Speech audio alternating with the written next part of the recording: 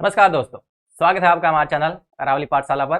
जब मैं गणेश सोलंकी आपके लिए लेकर आया हूँ क्लास 10 की मैथ, जिसके अंदर हमने चैप्टर नंबर 8 त्रिकोणमिति स्टार्ट किया था।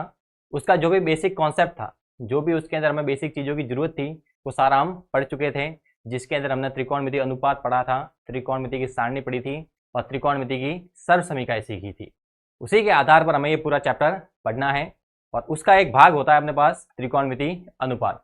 जो कल हमने एक समकोण त्रिभुज के त्रिकोणमिति अनुपात लिखे थे कि वहां पर भुजाओं के अनुपात लिखे थे, लंब और कर्ण, आधार कर्ण, लंब और आधार, आधार लंब, कर्ण और लंब, कर्ण और आधार। उसके आधार पर हमने उनको नाम दिए थे sine cos, tan cot, sec cosec, इस प्रकार के नाम दिए थे। उन्हीं त्रिकोणमिति अनुपातों का अब हमें इस्तेमाल करना है और उसकी सहायता से हमें एक्सरसाइज 8.1 को हल करना है। आज की इस क्लास के अंदर हम एक्सरसाइज 8.1 के अंदर जो एग्जाम्पल है वो और पूरी 8.1 एक्सरसाइज सारा हल करने वाले हैं। तो क्लास है थोड़ी लंबी होगी, लेकिन आपको क्लास को मिस नहीं करना है, एक भी पार्ट आपको छोड़ना नहीं है, क्योंकि ये एक्सरसाइज अपने लिए इसलिए इंपॉर्टेंट हो जाती है क्योंकि इसी के आधार पर अपने पास जो चैप्टर नंबर 9 है त्रिकोणमिति के अनुप्रयोग, वो वाला जो पूरा चैप्टर है वो इसी पर आधारित है। तो अगर ये एक्सरसाइज अपने को अच्छे से आती है तो हम वो चैप्टर नंबर 9 इजीली हल कर सकते हैं। तो ये अपने हिसाब से देखें तो लगभग 4 या 6 नंबर की एक्सरसाइज बनने वाली है, क्योंकि 4 नंबर का तो अपने पास त्रिकोणमिति का अनुप्रयोग वहां से क्वेश्चन बन जाएंगे और 1-2 नंबर के यहाँ से भी प्रश्न आएंगे। मतलब टोटल मिलाकर देखा जाए तो 6 या 7 नंबर की एक्सरसाइज है। तो आपको क्लास के एंड तक इसके साथ में बने रहना है, वीडियो का कोई भी पार्ट मिस नहीं करना है। अगर आप हमारे चैनल अरावली पाठशाला पर पहली बार आए हैं तो हमारे चैनल को सब्सक्राइब जरूर कीजिएगा, वीडियो को अधिक से अधिक लाइक कीजिएगा, अधिक से अधिक शेयर कीजिएगा। तो चलो स्टार्ट करते हैं आज अपनी क्लास। देखना अपने पास पहला क्वेश्चन ही है कि tan a बराबर दिया है 4/3, तो कोण A के अन्य त्रिकोणमितीय अनुपात ज्ञात कीजिए। यानी tan a की वैल्यू दी हुई है अपने पास कि tan a बराबर दिया है 4/3, तो हमें कोण A के अन्य त्रिकोणमितीय अनुपात लिखने हैं। कहा गया tan a, मतलब हमने जो भी ये त्रिकोणमितीय अनुपात लिखे हैं वो a के सापेक्ष लिखे हैं। तो सवाल में भी कहा है तो कोण A के अन्य त्रिकोणमितीय अनुपात ज्ञात कीजिए। तो हमें जो दूसरे त्रिकोणमितीय अनुपात ज्ञात करने हैं वो भी a के सापेक्ष ज्ञात करने हैं। यानी हम जिस बिंदु को सापेक्ष बिंदु मान रहे हैं वो a है, तो हम दूसरे दो बिंदु हैं उनको b और c मान सकते हैं। तो यहां से पहले तो हमें एक ट्राइंगल का निर्माण करना पड़ेगा, क्योंकि जो त्रिकोणमितीय अनुपात होते हैं वो एक समकोण त्रिभुज के होते हैं। तो पहले एक समकोण त्रिभुज बना देना है।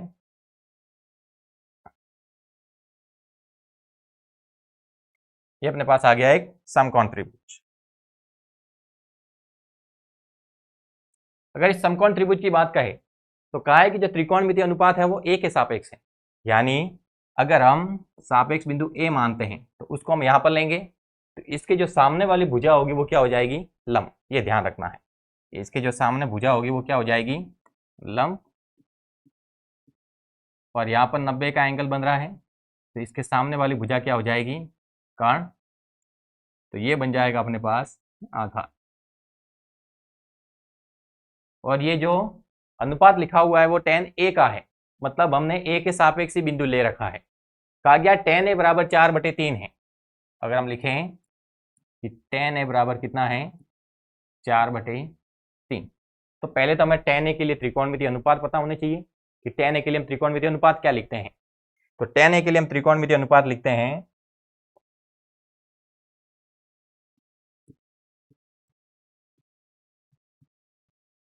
लंब बटे आधार। क्या लिखते हैं, लंब बटे आधार। यानी ये जो 4/3 है वो लंब बटे आधार की वैल्यू है। यानी यहां पर हम लिख सकते हैं कि लंब बटे आधार वही अपने पास लिखा हुआ है 4/3। यहां से अगर तुलना करें तो लंब के स्थान पर 4 लिखा हुआ है, आधार के स्थान पर 3 लिखा हुआ है। यानी जो लंब का मान है वो 4 के गुणा वाली कोई संख्या होगी कि 4 के गुणा में 1 आ सकता है, 4 के गुणा में 2 आ सकता है, 4 के गुणा में 3 आ सकता है। वैसे ही आधार है वो 3 के गुणा में होगा। यानी लंब और आधार वाली जो भुजाओं के माप थे उनको हमने काटा और काटने के बाद में जो लास्ट में जो संख्या बची, जो आपस में विभाजित नहीं होती थी, वो बची थी 4 और 3।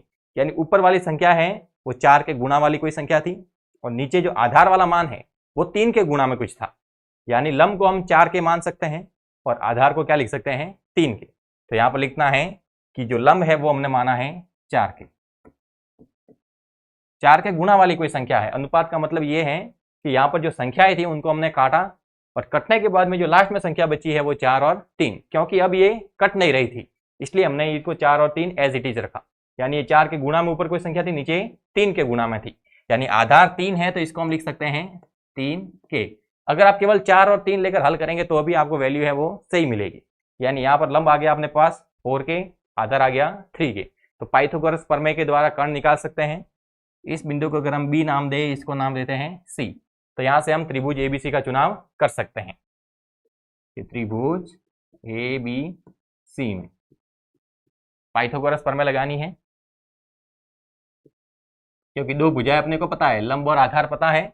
अब त्रिकोणमितीय अनुपात सारे लिखने हैं तो उसके अंदर तो कर्ण की भी जरूरत पड़ेगी, तो उसके लिए हमें कर्ण निकालना पड़ेगा। पाइथागोरस प्रमेय से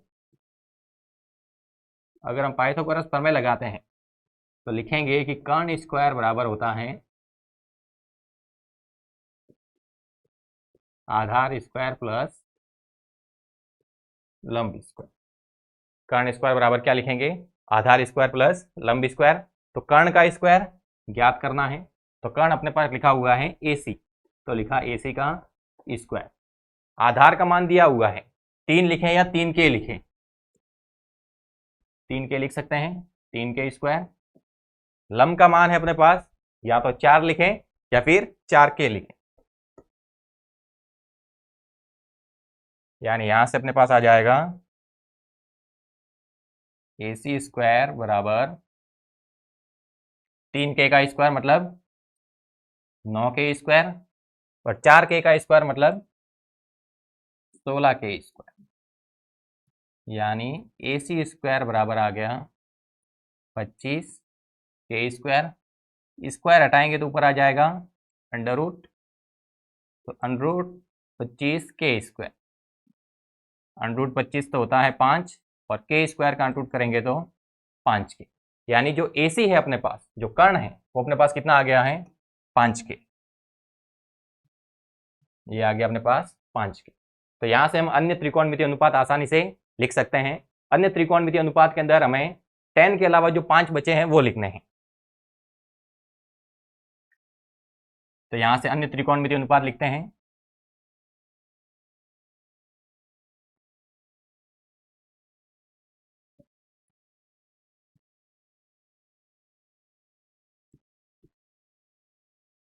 त्रिकोणमितीय अनुपात लिखे साइन के लिए, तो वो भी किसके सापेक्ष आएंगे?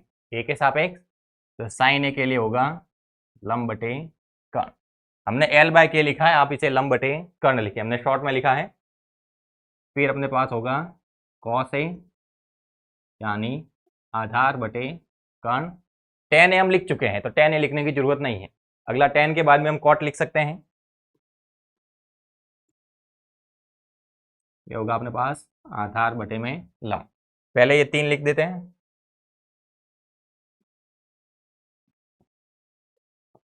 लंब बटे कर्ण, यहां से अगर हम लंब का मान लिखे तो अपने पास कितना है 4 के,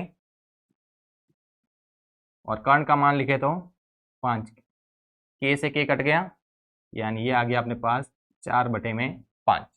वैसे ही कॉस ए के लिए लिखेंगे तो आधार बटे कर्ण, आधार है अपने पास 3 के, कर्ण है अपने पास 5 के से के कट गया, यानी ये आ गया 3 बटे 5। फिर tan ए का तो लिखा हुआ है ये 4 बटे 3। अब tan ए के जो त्रिकोणमितीय अनुपात होते हैं उसका उल्टा ही कॉट आता है, तो ये हम आधार बटे लंब अगर यहाँ से नहीं भी लिखें तो यहाँ से डायरेक्ट बता सकते हैं कि 4 बटे 3 का उल्टा करेंगे तो होगा अपने पास 3 बटे 4। वैसे ही हम सेक के लिए भी लिख सकते हैं, क्योंकि कॉस का उल्टा करेंगे तो सेक आ जाएगा, और कॉसेक का लिखना है तो साइन का उल्टा कर सकते हैं। हम सेक ए के लिए एक त्रिकोणमितीय अनुपात लिख सकते हैं और कॉसेक ए के लिए भी त्रिकोणमितीय अनुपात लिख सकते हैं। देखना जो सेक होता है वो कॉस का उल्टा होता है, यानी 3 बटे 5 आया है तो इसको हम क्या लिख सकते हैं 5 बटे 3। और अगर आप इधर भी देखेंगे तो कर्ण बटे आधार 5 के बटे में 3 के से के कट जाएगा, 5 बटे 3 ही आएगा। तो यहाँ से हमने कॉस का उल्टा लिखा, और अगर भुजा देखकर भी लिखोगे तो भी अनुपात ये का ये मिलेगा। वैसे कॉसेक के लिए लिखना है तो साइन का उल्टा हो जाएगा, यानी 4 बटे 5 का उल्टा होगा अपने पास 5 बटे 4। तो ये अपने पास सारे त्रिकोणमितीय अनुपात आ गए। तो जब भी हमें त्रिकोणमितीय अनुपात निकालने होते हैं तो अपने पास दो भुजाएं लगभग दी रखी होती है, तीसरी भुजा में पाइथागोरस प्रमेय से निकाल देनी है। उसके बाद में हमें त्रिकोणमितीय अनुपात के लिए साइन, कॉस और टेन के भुजाओं के जो अनुपात होते हैं वो पता होने चाहिए। अगर ये तीन हमें पता है तो जो शेष तीन है उनको हम उनके उल्टे रूप में लिख सकते हैं, जैसे साइन का उल्टा कॉसेक आ जाएगा, कॉस का उल्टा सेक आ जाएगा और टेन का उल्टा कॉट आ जाएगा। तो अपने पास ये 6 के 6 त्रिकोणमितीय अनुपात आसानी से लिखे जा सकते हैं। अगला क्वेश्चन देखते हैं। कहा है कि यदि बी और क्यू ऐसे न्यून कोण हैं जिससे कि साइन बी है वो साइन क्यू के बराबर हो जाता है, तो सिद्ध कीजिए कि कोण बी है वो कोण क्यू के बराबर है। कहा है बी और क्यू न्यून कोण है। जब हम समकोण त्रिभुज की बात करते हैं तो एक कोण उसमें 90 डिग्री का होता है, शेष दो कोण होते हैं वो 90 से कम होते हैं, और 90 से कम है मतलब न्यून कोण है। तो सवाल में भी वही कहा है कि बी और क्यू को हमें न्यून कोण मानना है। तो अगर हम त्रिभुज एबीसी की बात करते हैं तो उसके अंदर बी, माफ कीजिएगा, बी और क्यू के बारे में कहा गया है। तो अगर हम कोई त्रिभुज ऐसा लिखते हैं जिसके अंदर बी वाला बिंदु भी आता है, क्यू वाला बिंदु भी आता है और साथ में एक तीसरा बिंदु हम लेते हैं जैसे ए, तो बी और क्यू को तो हमें क्या करना है, न्यून कोण बताना है। यानी बी और क्यू को हमें 90 के बराबर नहीं लेना है। इसके अलावा कोई तीसरा पॉइंट आप जो भी मानते हैं उसको हमें 90 डिग्री पर दिखा देना है। यानी यहां पर अगर हम समकोण त्रिभुज का निर्माण करें,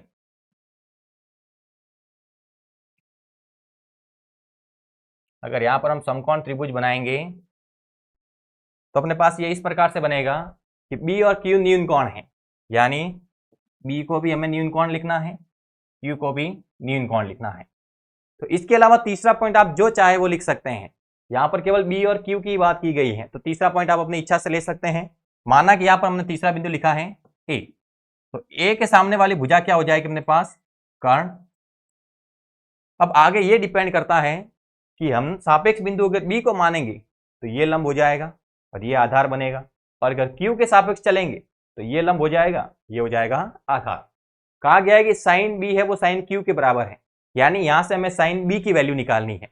साइन बी की वैल्यू निकालनी है यानी जो अनुपात है वो बी के सापेक्ष लिखने पड़ेंगे। तो यहां पर पहले साइन बी की वैल्यू निकाल देते हैं।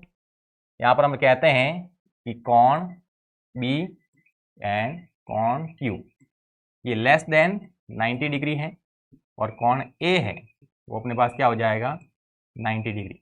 बी और क्यू है वो तो 90 से कम है, और एंगल ए है वो किसके बराबर है, 90 डिग्री के बराबर है। यहां से अगर हम साइन बी निकालते हैं, साइन बी, इसका मतलब जो अनुपात है वो हम बी के सापेक्ष लिख रहे हैं। तो बी के सामने वाली भुजा ये क्या हो जाएगी, लंब। अब बी के सामने वाली भुजा को हम क्या बोलेंगे, लंब। ये हो जाएगा अपने लिए लंब और ये हो जाएगा अपने लिए आधा। साइन बी लिखना है, यानी यहां पर त्रिकोणमितीय जो अनुपात होंगे हो जाएंगे लंब बटे कर्ण। तो साइन बी बराबर लंब का मान कितना है अपने पास, लंब का मान है ए क्यू। भुजा की कोई माप दी हुई नहीं है तो भुजा के माप लिखने रहे। लंब है अपने पास ए क्यू और कर्ण है अपने पास बी क्यू। ये अपने पास हो गया साइन बी का त्रिकोणमितीय अनुपात, ए क्यू बटे में बी क्यू। वैसे हमें निकालना है साइन क्यू। अगर हम साइन क्यू की बात करते हैं,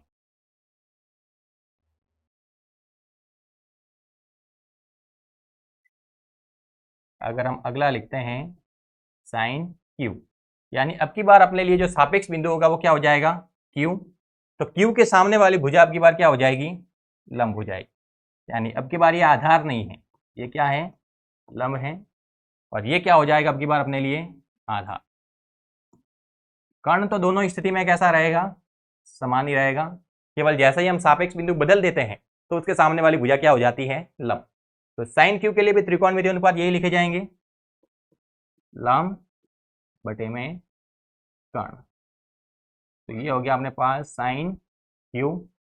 अब लंब का मान क्या है, पहले लंब ये था, अब लंब का मान ये है, यानी लंब अब की बार हो जाएगा ए बी। और कर्ण तो दोनों स्थिति में समान ही रहता है, तो कर्ण तो वापस क्या रहेगा, बी क्यू। यानी यहां से हमने साइन बी की वैल्यू निकाली है, साइन क्यू की वैल्यू निकाली है। जब साइन बी निकालते हैं तो जो अनुपात है वो बी के सापेक्ष लिखे जाएंगे, जब साइन क्यू के अनुपात लिखते हैं तो अनुपात है वो क्यू के सापेक्ष निकले हैं। फिर कहा है कि साइन बी और साइन क्यू बराबर है, तो यहां पर हम लिख सकते हैं कि साइन बी और साइन क्यू आपस में क्या है, बराबर। तो अगर हम साइन बी बराबर क्या लिखते हैं, साइन क्यू, तो साइन बी हमने क्या लिखा है, ए क्यू बटे में बी क्यू, और साइन क्यू हमने क्या लिखा है, ए बी बटे में बी क्यू। देखना बी क्यू से बी क्यू यहाँ पर अपने पास कट गया है, तो अपने पास आया है ए क्यू बराबर ए बी, यानी इस त्रिभुज के अंदर ए क्यू और ए बी आपस में बराबर है, यानी ए क्यू ये और ए बी ये दोनों भुजा आपस में कैसी हैं, बराबर हैं। हम जानते हैं त्रिभुज का एक गुणधर्म होता है कि जब भुजाएं समान होती हैं तो उनके सामने के जो कोण होते हैं, जो सम्मुख कोण होते हैं, वो भी बराबर होते हैं। तो अगर ये दोनों भुजाएं बराबर हैं तो इन दोनों के सामने वाले कोण भी क्या हो जाएंगे, बराबर। तो इसके सामने कोण है अपने पास बी और इसके सामने है अपने पास कोण क्यू, यानी यहाँ पर बी और क्यू भी आपस में क्या हो जाएंगे, बराबर। तो ए क्यू के सामने कौन सा कोण है, ए क्यू के सामने है अपने पास कोण बी, यानी एंगल बी, और ए बी के सामने कौन सा कोण है अपने पास, क्यू, यानी कोण बी बराबर क्या हो जाएगा, कोण क्यू। यहाँ पर आप रीजन भी लिख सकते हैं कि समान भुजाओं के सम्मुख कोण भी क्या होते हैं, बराबर। समान भुजाओं के सम्मुख कोण बराबर होते हैं, यानी अगर भुजा समान है तो उनके सामने के जो कोण हैं वो भी अपने पास क्या आएंगे, समान आएंगे, ये ध्यान रखना है। अगर भुजा समान है तो उनके सामने के कोण भी कैसे लिख देने हैं, समान। तो इस प्रकार से अपने पास एंगल बी है वो किसके बराबर आ गया, एंगल क्यू के। बी और क्यू को न्यून कोण कहा था, मतलब बी और क्यू को 90 वाली पोजीशन पर नहीं रखना है। तो जो तीसरा पॉइंट हम जो भी मानेंगे वो 90 के बराबर हो जाएगा। तो तीसरा पॉइंट हमने ए माना, वो 90 के बराबर, तो उसके सामने वाली भुजा कर्ण रहेगी। अगर साइन भी निकालते हैं तो अनुपात है वो बी के सापेक्ष निकलेंगे, तो इसके सामने वाली भुजा लंब होगी, ये आधार हो जाएगा। और अगर साइन क्यू निकालते हैं तो अनुपात है वो क्यू के सापेक्ष निकलेंगे, तो क्यू के सामने वाली भुजा लंब हो जाएगी, ये हो जाएगी आधार। दोनों स्थितियों के अंदर जो कर्ण होता है वो क्या रहता है, समान रहता है। तो हमने साइन बी की वैल्यू निकाली, साइन क्यू की वैल्यू निकाली, दोनों को बराबर कहा गया है। कहा है कि बी और क्यू ऐसे न्यून कोण है जिससे कि साइन बी और साइन क्यू बराबर हो जाते हैं। तो हमने साइन बी और साइन क्यू को बराबर रखा, दोनों के अनुपात में बी क्यू था वो कट गया, तो ए क्यू बराबर अपने पास आया ए बी, यानी दो भुजाएं अपने त्रिभुज की समान आ गई है। अब त्रिभुज की भुजाएं समान है तो उनके सामने के कोण भी क्या होते हैं, समान। तो हमने कहा कि कोण क्यू और बी आपस में क्या है, समान है, तो ये एंगल भी आपस में क्या हो गए, समान। नेक्स्ट क्वेश्चन देखते हैं। कहा है कि त्रिभुज एसीबी लेना है जिसका कोण सी समकोण है। एक त्रिभुज बनाना है एसीबी, यहां से एक त्रिभुज ड्रॉ कर लिया और उसके अंदर कहा है कि कोण सी समकोण है, यानी यहां पर हमें क्या रखना है, 90 डिग्री। ए बी बराबर 29 है और बी सी बराबर 21 है। कोण ए बी सी बराबर थीटा है, कोण ए बी सी बराबर थीटा, यानी जो अपने पास अनुपात निकल रहा है वो थीटा के सापेक्ष निकल रहे हैं, और कोण ए बी सी थीटा है, मतलब जो थीटा वाला जो मान है वो बी पर है, यानी ये वाला जो पॉइंट है वो अपने पास क्या हो जाएगा, बी। तो ये हो गया अपने पास ए। तो ये त्रिभुज अपने पास ए सी बी ही बना है, जिसके अंदर सी पर अपने पास क्या है, 90 डिग्री, और कोण ए बी सी बराबर थीटा है, यानी ए बी सी ये अपने पास क्या दिया हुआ है, थीटा।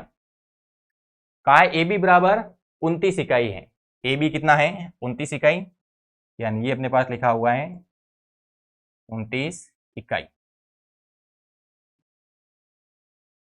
और कहा है बी सी बराबर 21 इकाई, ये अपने पास कितना है, 21 इकाई।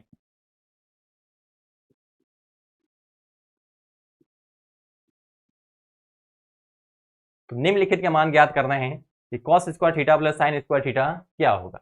वैसे यहाँ पर तो हमें अनुपात निकालने की जरूरत भी नहीं पड़नी चाहिए, क्योंकि ये अपने पास डायरेक्ट फॉर्मूला दिया हुआ है। क्योंकि हमने पहले जब बेसिक पढ़ा था इसका तो उसके अंदर कुछ सर्व समीकरणों के निर्माण किए थे, तो वहां पर अपने पास एक फॉर्मूला बना था कि cos square theta plus sign square theta बराबर 1 होता है। लेकिन फिलहाल हम ये मानते हैं कि हम एक्सरसाइज 8.1 हल कर रहे हैं, हमें इस सर्व समीकरणों की बिल्कुल जानकारी नहीं है, तो यहाँ से हम इनके मान निकालने की कोशिश करेंगे।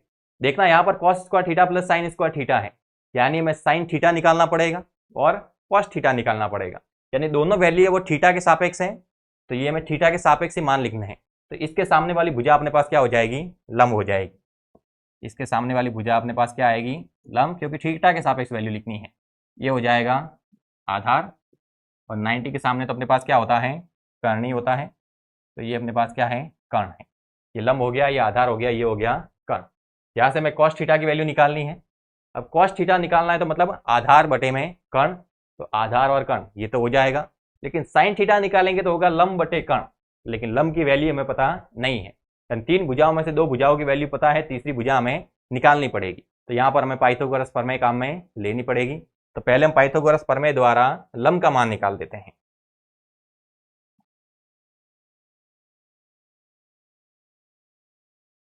त्रिभुज एसीबी में पाइथागोरस प्रमेय द्वारा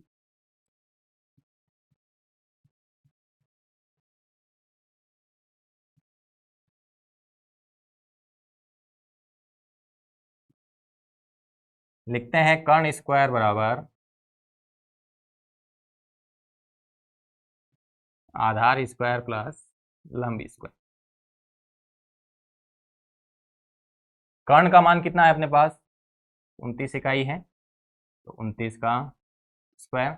आधार अपने पास दिया हुआ है 21 का स्क्वायर, और लंब का मान हमें निकालना है, तो लंब वाली भुजा लिख देते हैं, AC है, तो ये हो जाएगा AC का स्क्वायर। अब 29 का स्क्वायर लिखना है, किसका स्क्वायर, 29 का। अगर 29 का स्क्वायर नहीं पता है तो आप इसे मल्टीप्लाई द्वारा निकाल भी सकते हैं, हो गया 81।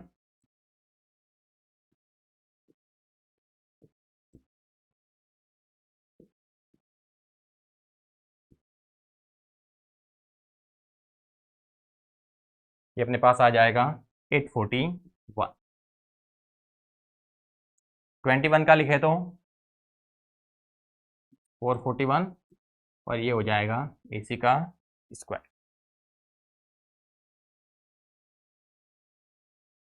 चार सौ इकतालीस है, बराबर के उधर जाएंगे तो माइनस में, तो ये हो जाएगा 841 माइनस 441 बराबर AC का स्क्वायर।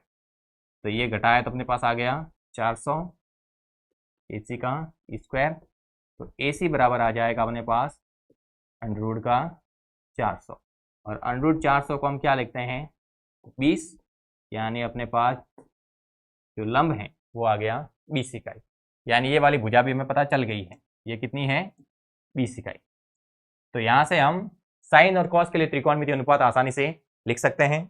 यहाँ पर अगर हम लिखते हैं साइन थीटा के लिए त्रिकोणमितीय अनुपात, तो साइन थीटा बराबर हम लिखते हैं लंब बटे कर्ण। तो साइन थीटा बराबर लंब का मान है अपने पास 20 अभी निकाला है, और कर्ण का मान है अपने पास 29, तो हो गया 20 बटे 29। फिर कॉस की वैल्यू चाहिए हमें, तो यहाँ से कॉस का भी त्रिकोणमितीय अनुपात लिख सकते हैं, थीटा के सापेक्ष लिखेंगे, तो ये होगा अपने पास आधार बटे कर्ण। आधार की वैल्यू है अपने पास, आधार दिया हुआ है 21, और कर्ण दिया हुआ अपने पास 29। अब अगर इसका हम सवाल नंबर पहला देखते हैं तो उसके अंदर कहा गया है cos square theta plus sign square theta क्या होगा। तो पहले क्वेश्चन की बात करते हैं।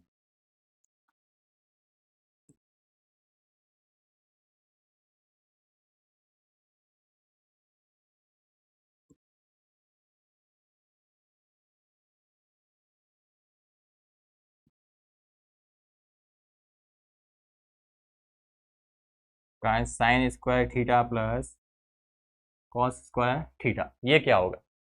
तो यहाँ से अगर हम साइन स्क्वायर थीटा की जगह साइन थीटा का स्क्वायर लिखे, साइन स्क्वायर थीटा मतलब साइन थीटा का स्क्वायर है, तो साइन थीटा की वैल्यू है अपने पास, तो साइन थीटा लिखा 20 बटे 29, और उसका स्क्वायर है तो घात हो जाएगी 2। फिर कॉस स्क्वायर थीटा है, यानी कॉस थीटा का स्क्वायर है, तो कॉस थीटा है अपने पास 21 बटे में 29, इसका हो जाएगा स्क्वायर। 20 का स्क्वायर 400, 29 का स्क्वायर हमने अभी निकाला था 841 आया था, प्लस यहाँ पर 21 का स्क्वायर 441, और 29 का स्क्वायर 841। दोनों का अगर एलसीएम लेंगे तो आएगा अपने पास 841, दोनों का एलसीएम कितना आ जाएगा 841, समान संख्या है, ऊपर हो जाएगा 400 प्लस 441। अगर दोनों को ऐड भी करेंगे तो 400 प्लस 441 अपने पास आ जाएगा 841, और बटे में भी कितना है 841, कट जाएगा, वैल्यू आ जाएगी अपने पास 1। यानी यहाँ पर हम कह सकते हैं कि जो sign square theta plus cos square theta है उसका मान कितना आ गया है 1।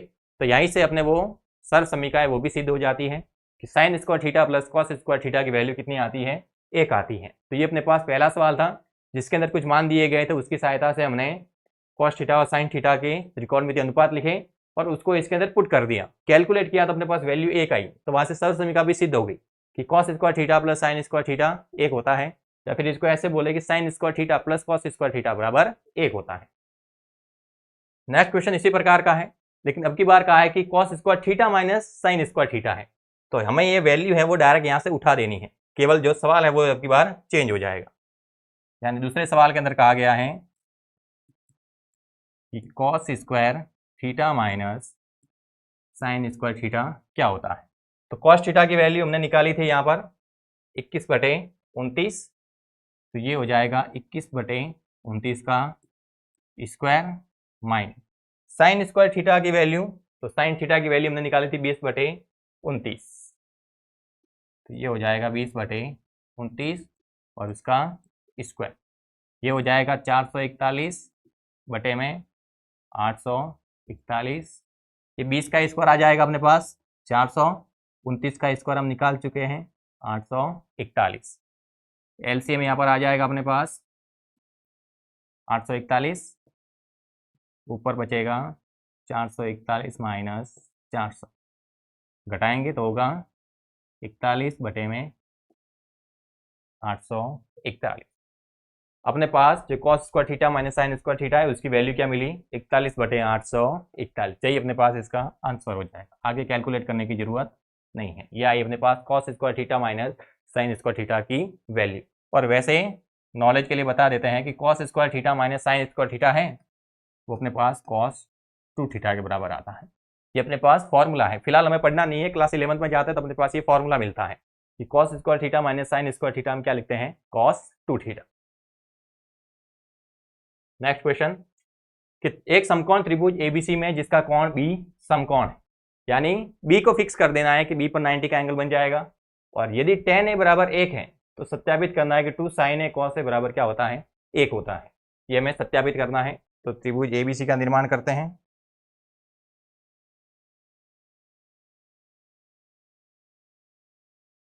जिसके अंदर बी पर क्या बनाना है समकोण बनाना है, और कहा गया tan a बराबर 1 है और सारे जो अन्य त्रिकोणमितीय अनुपात हैं वो भी a के सापेक्ष है। तो हम a को अगर यहां पर मानते हैं तो इसके सामने वाली भुजा है वो अपने पास क्या आ जाएगी लंब आ जाएगी,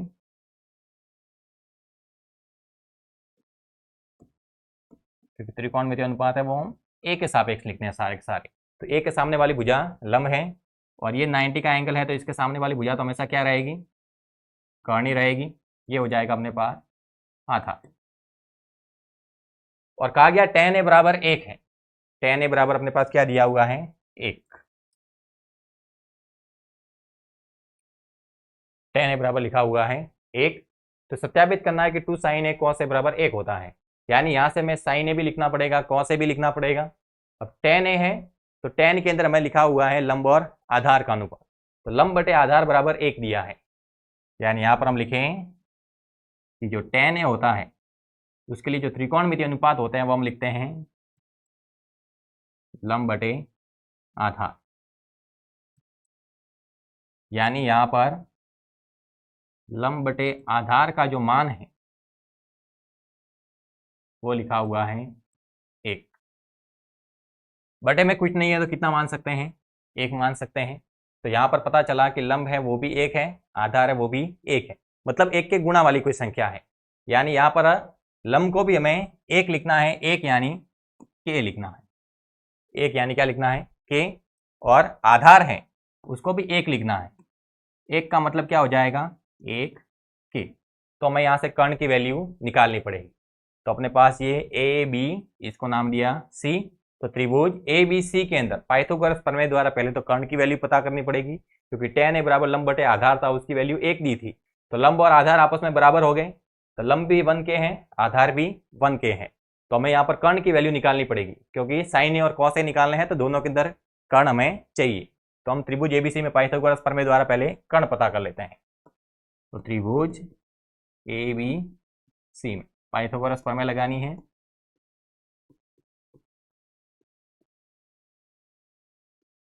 पाइथागोरस प्रमेय, अगर पाइथागोरस प्रमेय द्वारा हम बात करते हैं तो कर्ण स्क्वायर बराबर होता है अपने पास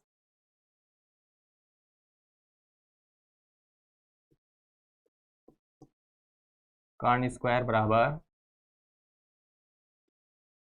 आधार स्क्वायर प्लस लंब स्क्वायर। तो कर्ण का स्क्वायर है, कर्ण अपने पास है AC, तो ये हो जाएगा AC का स्क्वायर। आधार का स्क्वायर, तो आधार अपने पास 1 है, 1 यानी k के अंदर काउंट करते हैं, क्योंकि 1 के गुणा वाली संख्या होती है, तो इसको हम k भी लिख सकते हैं या 1 भी लिख सकते हैं। तो ये हो जाएगा k का स्क्वायर। k मतलब ये कर्ण नहीं है, ये ध्यान रखना है, ये 1 लिखा हुआ है, क्योंकि जो संख्या होती है, जो अनुपात के अंदर जो वैल्यू आती है, वो अपने पास गुणा वाली संख्या होती है। जैसे कि 3/4 आता, इसका मतलब लंब है वो 3 के गुणा वाली संख्या है, आधार है वो 4 के गुणा वाली कोई संख्या है, क्योंकि कटने के बाद में लास्ट में अपने पास 3 और 4 बचा है, तो पीछे कोई संख्या होगी उसको हम k के रूप में काउंट करते हैं। तो यहाँ पर 1/1 आया था, तो यानी लंब है वो 1 के गुणा वाली कोई संख्या थी, आधार है वो भी 1 के गुणा वाली कोई संख्या थी, यानी दोनों के जो मान थे वो आपस में बराबर थे। तो इनको हमने 1-1 लिखेंगे तो भी हो जाएगा, और 1 की जगह केवल k लिखेंगे, 1k लिखेंगे तो भी अपने पास हो जाएगा। यानी ये हो गया अपने पास k स्क्वायर, लंब भी अपने पास क्या है, k ही है, तो ये हो जाएगा k का स्क्वायर। यानी यहाँ पर अपने पास AC स्क्वायर बराबर कितना आ गया, k square plus k square 2k square, कितना आ गया 2k स्क्वायर। अब यहाँ से अगर हम स्क्वायर हटाएंगे तो सामने क्या आ जाएगा, अंडर रूट आ जाएगा, तो ये होगा 2k स्क्वायर के ऊपर अंडर रूट, तो AC बराबर आ जाएगा अंडर रूट 2k, क्योंकि k के ऊपर स्क्वायर है तो k तो बाहर आ जाएगा, क्या रहेगा केवल अंडर रूट 2। यानी कर्ण अपने पास आ गया है अंडर रूट 2k। ये अपने पास किसकी वैल्यू आई है, कर्ण की। तो यहां से हमें साइन और कॉस के त्रिकोणमितीय अनुपात लिखने हैं। यहां पर हम लिख सकते हैं साइन ए। साइन ए के लिए जो त्रिकोणमितीय अनुपात होते हैं वो हम लिखते हैं लंब बटे कर्ण। ए के सापेक्ष लिखने हैं, तो ये अपने पास लंब भी रहेगा, ये कर्ण रहेगा और ये आधार रहेगा। लंब की जगह कितना आ जाएगा, लंब की जगह आ जाएगा अपने पास k, और कर्ण की जगह आ जाएगा अपने पास अंडर रूट 2k। k से k कट गया, यानी जो वैल्यू आई वो अपने पास 1/√2 आई। वैसे में कॉस ए ज्ञात करना है, तो कॉस ए बराबर हो जाएगा आधार बटे कर्ण,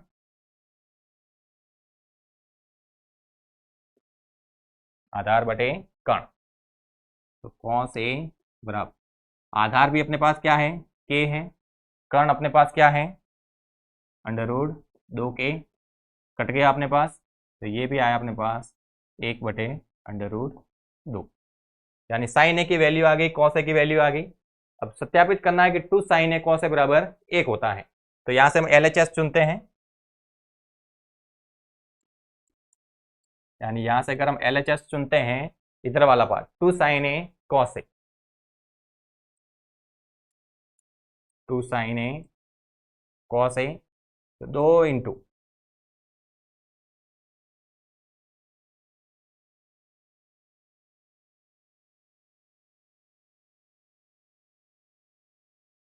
साइन ए की वैल्यू अपने पास कितनी है, साइन ए की वैल्यू आई है 1/√2, और कॉस ए की वैल्यू कितनी आई है, वो भी 1/√2। अगर कैलकुलेट करते हैं 2 गुणा 1 गुणा 1 2, और अंडर रूट 2 गुणा अंडर रूट 2, ये आ गया 2, कट जाएगा तो अपने पास कितना आ जाएगा 1, जो कि अपने पास क्या है RHS है। यानी हमने LHS लिखा यहाँ से, और उसके अंदर वैल्यू पुट की साइन ए और कॉस ए की, तो वैल्यू अपने पास कैलकुलेट होकर आई 1, और यही अपने पास क्या है RHS। यानी LHS बराबर क्या आ गया है अपने पास RHS। दोनों पक्ष है वो अपने पास बराबर है, यानी हमने 2 sin a cos a को कैलकुलेट किया है तो वैल्यू कितनी मिली है 1। 2 इंटू 1 इंटू 1 2, अंडर 2 गुणा अंडर 2 2, कट के कितनी वैल्यू आई 1। तो ये अपने पास सिंपल सा सवाल था जहाँ पर tan a का मान दिया हुआ था, तो लंब बटे आधार की सहायता से हमने लंब और आधार को एक एक लिखा और कर्ण निकाल दिया अपने पास अंडर 2। साइन ए की वैल्यू कैलकुलेट की, कॉस ए की वैल्यू कैलकुलेट की और उनको यहाँ पर पुट किया, तो हल करने पर जो वैल्यू आई वो अपने पास कितनी मिली 1। अगला सवाल है कि त्रिभुज OPQ में जिसका कोण P समकोण है। अगर हम त्रिभुज की बात करते हैं OPQ,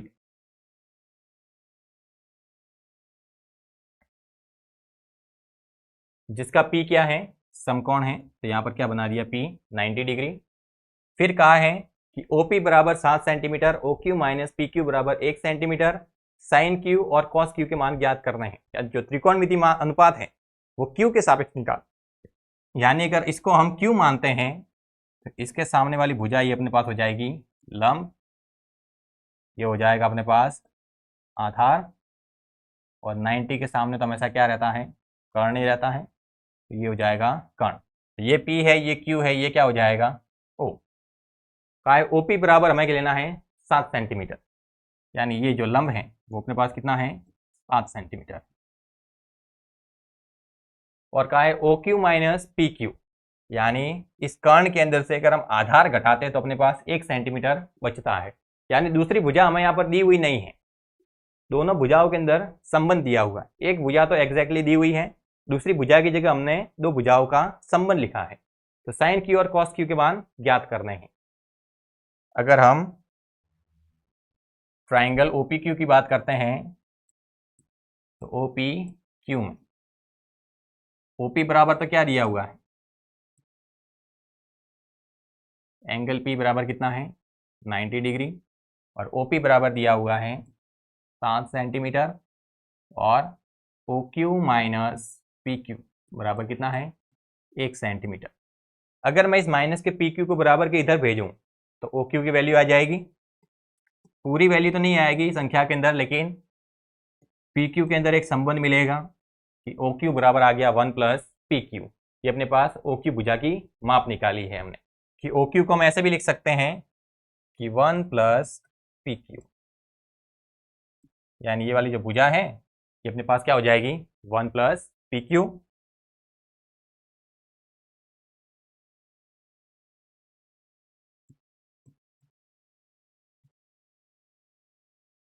ये वाली भुजा क्या बन जाएगी 1 प्लस PQ, यानी जो भी PQ का मान आएगा अगर हम यहाँ पर पुट करेंगे तो हमें OQ की लंबाई मिल जाएगी। यानी कर्ण की हमें पूरी संख्या तक के रूप में मान पता नहीं है, लेकिन एक तरीके से हम कह सकते हैं कि हमें कर्ण भी पता है और लंब भी पता है, आधार निकालना है। तो पाइथागोरस प्रमेय लगा सकते हैं सिंपली यहाँ पर। तो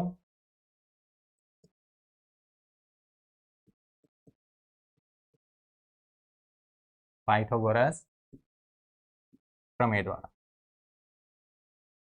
पाइथागोरस प्रमेय हम क्या लिखते हैं कि कर्ण स्क्वायर बराबर आधार स्क्वायर प्लस लंब स्क्वायर। तो कर्ण क्या है अपने पास, कर्ण लिखा हुआ है 1 प्लस PQ, तो ये होगा कर्ण का स्क्वायर मतलब 1 प्लस PQ का होल स्क्वायर। आधार का स्क्वायर लिखना है मतलब PQ का स्क्वायर लिखना है, प्लस लंब का स्क्वायर है तो लंब की जगह वैल्यू दे रखी है, ये हो गया अपने पास 7 का स्क्वायर।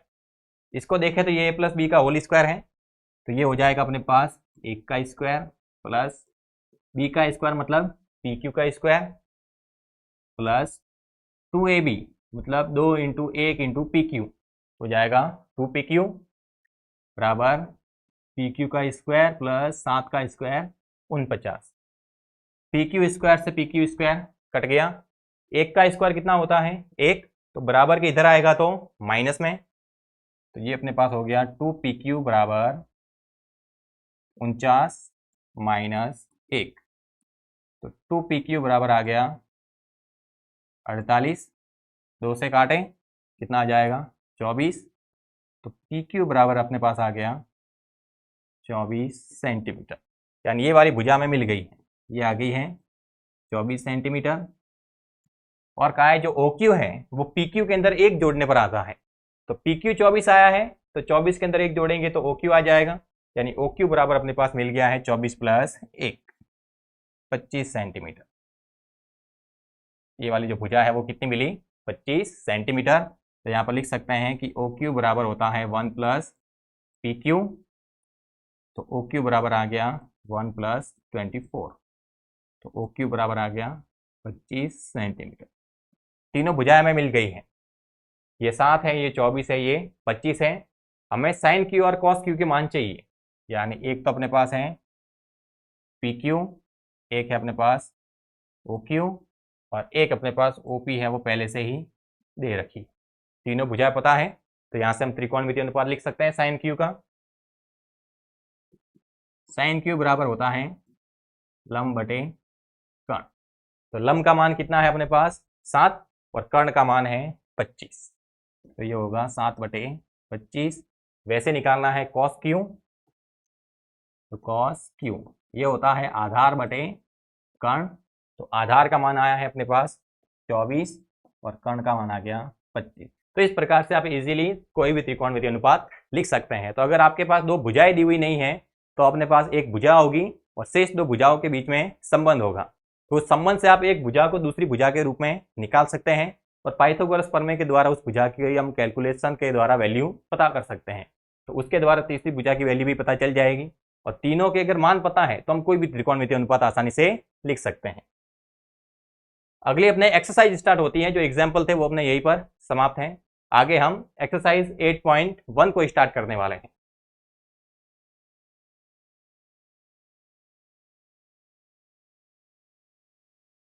देखना पहला क्वेश्चन है अपने पास कि त्रिभुज ABC में जिसका कोण B समकोण है। एक त्रिभुज ABC है जिसका कोण B अपने पास क्या है, समकोण है। कोण B अपने पास क्या हो जाएगा, समकोण। तो B पर हम बना देते हैं 90 डिग्री। AB बराबर 24 सेंटीमीटर, BC बराबर 7 सेंटीमीटर। निम्नलिखित का मान ज्ञात कीजिए साइन A और कॉस A। यानी जो भी हमें अनुपात निकालने हैं वो A के सापेक्ष निकालने हैं। तो अगर हम कहते हैं कि A अपने पास यहाँ पर है तो ये A के सामने वाली भुजा अपने पास क्या हो जाएगी, लंब। 90 के सामने तो क्या होता है अपने पास, कर्ण। और ये तीसरी भुजा अपने पास ऑटोमेटिकली क्या आ जाएगी, आधा हो जाएगा। कहाँ है, AB बराबर 24 सेंटीमीटर है। देखना A यहाँ पर रखा, B यहाँ पर रखा, ये आ गया अपने पास पॉइंट C। AB बराबर 24 सेंटीमीटर का है, यानी ये आ गया अपने पास 24 सेंटीमीटर। फिर BC बराबर 7 सेंटीमीटर। BC बराबर कितना है, 7 सेंटीमीटर। तो निम्नलिखित का मान ज्ञात कीजिए। देखना इस सवाल को हम ज़्यादा लंबा नहीं करेंगे, कैलकुलेशन आप देख सकते हैं कि पाइथागोरस प्रमेय हम किस प्रकार से यूज करते हैं। जब ये 24 है, ये 7 है, तो ये ऑटोमेटिकली अपने पास कितनी आ जाएगी, 25 पाइथागोरस प्रमेय से निकाल सकते हैं। तो यहाँ पर अगर हम डायरेक्ट 25 लिखेंगे तो आपको समझ जाना है कि हमने इसको पाइथागोरस प्रमेय के द्वारा ही हल किया है। कुछ नहीं, हम कैलकुलेट कर ही देते हैं। त्रिभुज ABC,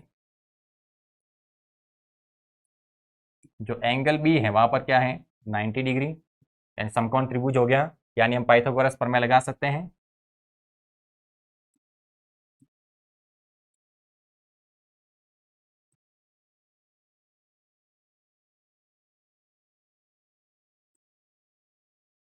पाइथागोरस प्रमेय द्वारा हम कहते हैं कि कर्ण स्क्वायर बराबर आता है आधार स्क्वायर प्लस लंब स्क्वायर। कर्ण की वैल्यू हमें पता नहीं है, आधार की वैल्यू है 24, तो 24 का स्क्वायर, लंब की वैल्यू है 7, तो 7 का स्क्वायर।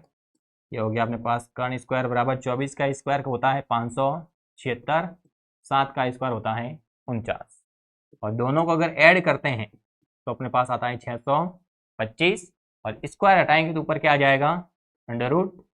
और 625 के अभाज्य गुणनखंड करते हैं तो अपने पास आता है 5 इंटू 5 इंटू 5 इंटू 5, यानी 5 5 के दो जोड़े बनेंगे, प्रत्येक जोड़े से एक 5 बाहर आएगा, तो 5 इंटू 5 हो जाएगा 25।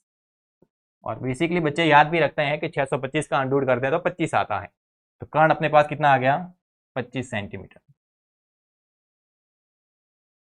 तीनों भुजाएं पता है, तो यहाँ से अनुपात लिखने में कोई समस्या आनी नहीं चाहिए। काय साइन ए निकालना है, साइन ए होता है लंब बटे कर्ण। देखना हमने यहाँ पर जाओ ए एल और के, ये भुजाओं के जो शॉर्ट रूप लिखे हैं, आपको यहाँ पर सही से जो अर्थ होता है वो लिखना है कि कर्ण है, ये आधार है, ये लंब है। यानी आप लिखेंगे कर्ण स्क्वायर बराबर आधार स्क्वायर प्लस लंब स्क्वायर। यहाँ पर लंब बटे कर्ण लिखा है, तो साइन ए बराबर लंब का मान है अपने पास 7 और कर्ण का मान है 25। अगर हम यहाँ पर लिखते हैं एल बाय के, तो भी आपको क्या लिखना है, लंब बटे कर्ण। हम सवाल को जल्दी कंप्लीट करना चाहते हैं, इसलिए हम वहाँ पर उनके शॉर्ट रूप लिखते हैं, लेकिन आपको एग्जाम के अंदर नंबर लाने हैं, तो उसकी दृष्टि से आपको वहाँ पर उनके पूरे नाम लिखने हैं। तो जो पाइथागोरस प्रमेय होती है उसके अंदर भी पूरे नाम लिखोगे, जो अनुपात लिखते हैं उसके अंदर भी पूरे नाम लिखने हैं। भुजाओं के जो मान होते हैं वो पूरे लिखने हैं। यानी लंब है तो एल नहीं लिखना है, उसको लंबी लिखना है। कर्ण है तो उसको के नहीं कर्ण लिखना है। हम सवाल को जल्दी करने की दृष्टि से ही उनके शॉर्ट रूप काम में लेते हैं। साइन ए की वैल्यू आ गई। फिर अगर कॉस ए ज्ञात करना है, वो है अपने पास आधार बटे कर्ण।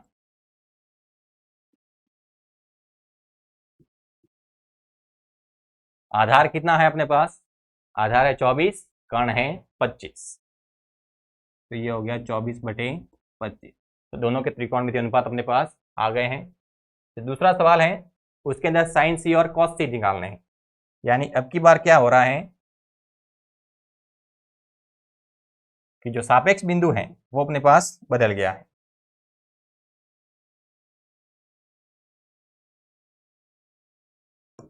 यानी हम त्रिभुज चेंज नहीं कर रहे हैं, त्रिभुज वो का वही बना रहे हैं। ये अपने पास ए है, ये अपने पास सी वाला पॉइंट। ये भुजा अपने पास कितनी मिली है, 25। ये वाली भुजा अपने पास है 24 और ये वाली भुजा है अपने पास 7। यहाँ पर 90 है, तो 90 के सामने तो क्या होता है, कर्ण होता है। लेकिन अब की बार जो हमें त्रिकोणमितीय अनुपात निकालने हैं वो सी के सापेक्ष निकालने हैं, ये इंपॉर्टेंट है। यानी अब की बार जो सापेक्ष बिंदु होगा वो क्या होगा, सी। तो सी के सामने वाली भुजा है वो अपने पास अब की बार क्या हो जाएगी, लंब। पहले हमने ए के सापेक्ष निकाला था तो इसको लंब लिखा था, अब सी के सापेक्ष निकालना है तो ये वाला अपने पास लंब हो जाएगा और ये आ जाएगा अपने पास आधार। इंपॉर्टेंट चीज है, अगर ये समझ ली मतलब त्रिकोणमितीय अनुपात आप अच्छे से समझ चुके हैं। यहां से मैं वैल्यू निकालनी है साइन सी की, होता है लंब बटे कर्ण। पूरे नाम लिखने हैं।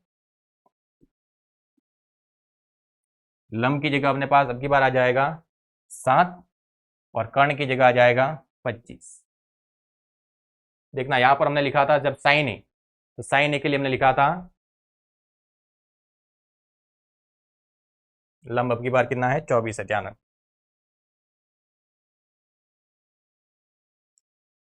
लंब बटे कर्ण,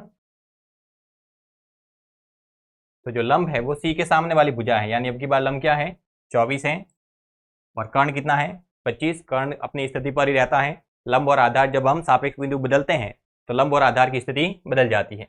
देखना यहाँ पर अपने पास साइन ए था वो 7 बटे 25 आया था और यहाँ पर जो साइन सी है वो आया है 24 बटे 25। यानी सापेक्ष बिंदु बदलते हैं तो जो उनके त्रिकोणमितीय अनुपात है उनकी जो वैल्यू है वो बदल जाती है। लंब की जगह आधार आ जाता है, आधार की जगह लंब आ जाता है। वैसे ही अगर हम निकालें कॉस सी, तो वो होता है अपने पास आधार बटे कर्ण। आधार अपने पास अब की बार कितना है, इसको आधार नहीं मानेंगे, ये अब की बार लंब है। आधार क्या है अपने पास 7 और कर्ण कितना है 25। यानी कॉस सी बराबर आ गया 7 बटे 25। कॉस ए बराबर आया था 24 बटे 25 और जो कॉस सी है वो अपने पास क्या आया है, 24 बटे 25।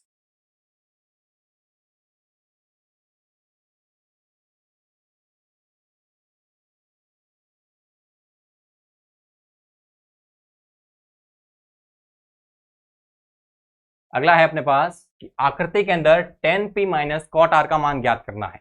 अपने पास ये आकृति दी हुई है जिसके अंदर कहा गया है कि tan p minus cot R है उसकी वैल्यू क्या होगी। शायद आकृति अब सही नजर आ रही होगी। ये वाली भुजा 12 सेंटीमीटर है, ये वाली भुजा 13 सेंटीमीटर है। ये वाला पॉइंट P है, ये Q है और ये R है।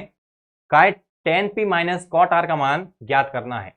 तो अगर हम सापेक्ष बिंदु P को मानते हैं तो ये लंब हो जाएगा, ये अपने पास क्या हो जाएगा, आधार। इसी त्रिभुज को हम यहाँ पर वापस ड्रॉ करते हैं।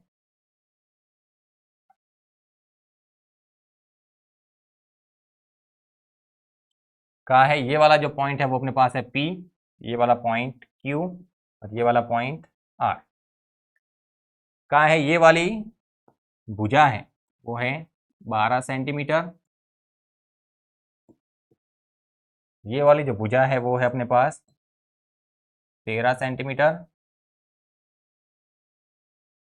फिर कहा है tan P minus cot R की वैल्यू निकालनी है, यानी tan P निकालेंगे तो जो सापेक्ष बिंदु है वो P होगा, और जब cot R निकालेंगे तो सापेक्ष बिंदु अपने पास क्या होगा, R। जब tan P की बात करते हैं तो लंब बटे आधार होता है, cot R की बात करते हैं तो आधार बटे लंब होता है। यानी यहाँ पर अगर देखा जाए तो तीनों भुजाओं में से दो भुजा पता है, जबकि ये दूसरी भुजा कर्ण है जिसकी हमें कहीं पर भी यहाँ पर जरूरत नहीं पड़ रही है। इसको हम लंब भी मान सकते हैं, आधार भी मान सकते हैं, यानी हमें ये वाली भुजा भी निकालनी पड़ेगी, क्योंकि अगर ये लंब है तो आधार पता नहीं है, और अगर ये आधार है तो ये हमें लंब पता नहीं है, जबकि लंब और आधार हमें दोनों भुजाएं पता होनी चाहिए। तो यहाँ पर पहले तो इस त्रिभुज के अंदर हमें ये जो तीसरी भुजा है इसको निकालना है, यानी त्रिभुज PQR में, त्रिभुज PQR में जो एंगल Q है वो 90 डिग्री है। ये हमें लिख देना है कि कौन सा कौन समकोण है, ताकि पता चले कि हम पाइथागोरस प्रमेय क्यों लगाते हैं, क्योंकि समकोण त्रिभुज के अलावा अन्य त्रिभुज होते हैं उसके अंदर हम पाइथागोरस प्रमेय नहीं लगाते हैं। ये समकोण त्रिभुज है, Q बराबर 90 डिग्री है, इसीलिए इसके अंदर हम पाइथागोरस प्रमेय यूज करते हैं। अगर हम सापेक्ष बिंदु R को मानते हैं तो R के सामने वाली भुजा क्या हो जाएगी, लंब, ये हो जाएगा आधार और ये हो जाएगा कर्ण। तो अगर R के सापेक्ष वैल्यू निकालेंगे तो यहाँ से हमें tan P का मान नहीं मिलेगा, cot R का मान मिलेगा। तो tan P निकालने के लिए फिर हमें सापेक्ष बिंदु वापस क्या लेना पड़ेगा, P। तो हम पहले R को सापेक्ष बिंदु मानते हुए आधार की वैल्यू निकाल देते हैं। तो पाइथागोरस प्रमेय द्वारा अगर आपको जो अज्ञात भुजा है वो निकालनी है तो आप किसी को भी सापेक्ष बिंदु ले सकते हैं। R को लेंगे तो भी वैल्यू वही आएगी, और P को सापेक्ष बिंदु लेंगे तो भी वैल्यू वही आएगी, वैल्यू के अंदर फर्क नहीं आएगा। तो पाइथागोरस प्रमेय द्वारा कर्ण स्क्वायर बराबर होता है आधार स्क्वायर प्लस लंब स्क्वायर। आपको ये जो नाम है वो पूरे लिखने हैं, हम आपको पहले ही बता चुके हैं कि हम सवाल को जल्दी कंप्लीट करना चाहते हैं, इस दृष्टि से यहाँ पर हम उनके शॉर्ट रूप लिखते हैं, लेकिन आपको उनके पूरे नाम लिखने हैं, यानी K की जगह कर्ण लिखना है, A की जगह आधार लिखना है, L की जगह लंब लिखना है।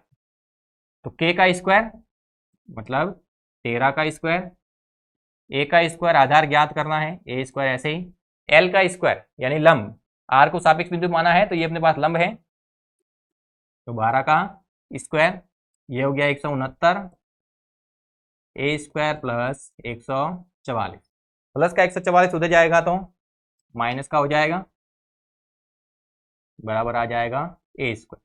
घटाया तो अपने पास बना 25 A स्क्वायर, यानी A की वैल्यू आ जाएगी यहाँ से अपने पास √25, और √25 होता है वो 5 के बराबर होता है, यानी ये आ गया अपने पास 5 सेंटीमीटर। ये कितना आ गया, 5 सेंटीमीटर आधार मिल गया है।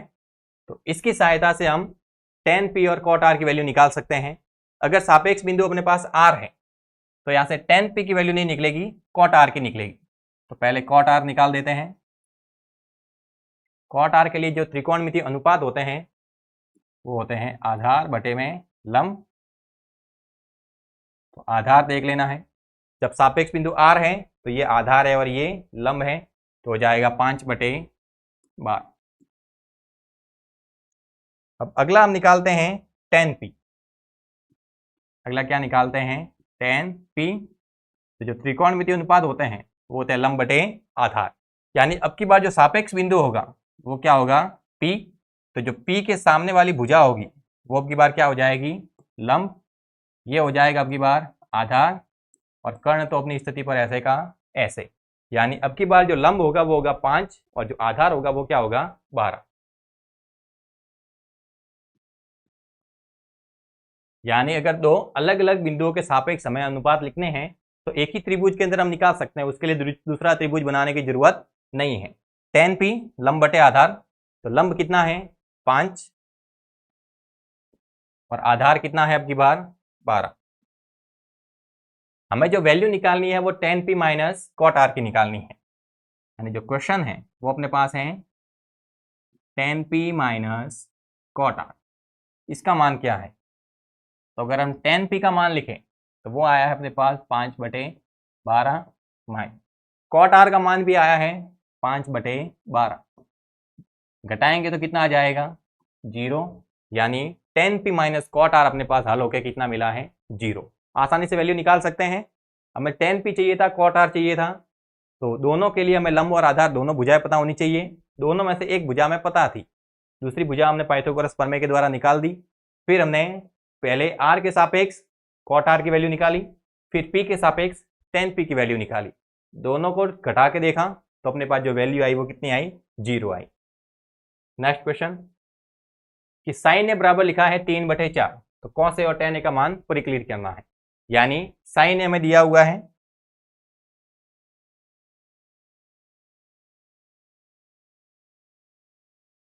लिखा हुआ है साइन ए बराबर 3/4, तो cos ए और tan ए का मान निकालना है। लिखा गया है कि साइन ए बराबर है अपने पास 3/4। अब साइन ए लिखा है तो साइन ए का त्रिकोणमितीय अनुपात क्या होता है,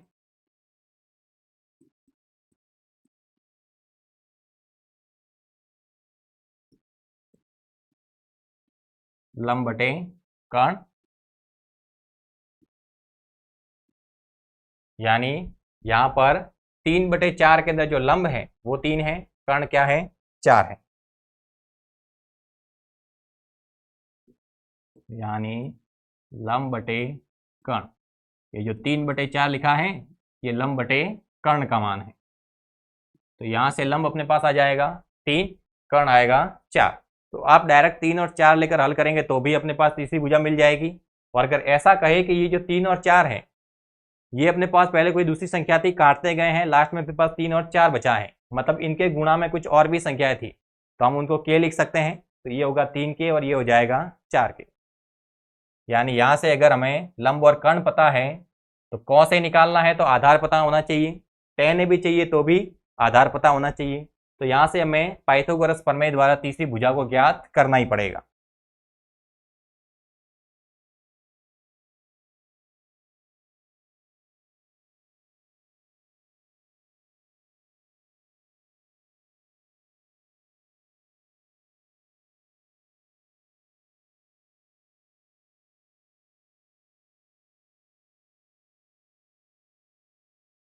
यानी यहाँ पर कह सकते हैं कि जो लंब है वो अपने पास कितना है 3 है।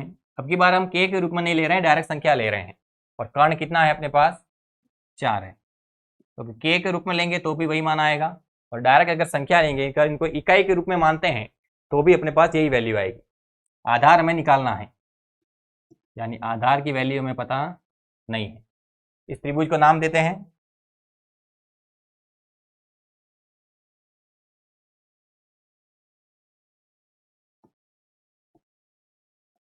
ये आधार कब होगा, जब हम सापेक्ष बिंदु इसको मान रहे हैं, यानी ये हो जाएगा अपने पास ए, ये हो जाएगा बी और ये हो जाएगा सी, क्योंकि सारी वैल्यू है वो हमें ए के सापेक्ष ही निकालनी है। तो सापेक्ष बिंदु ए होगा तो इसके सामने वाली भुजा ये आ जाएगी अपने पास लंब, ये आ जाएगा आधार और ये आ जाएगा कर्ण। तो पाइथागोरस प्रमेय लगा सकते हैं।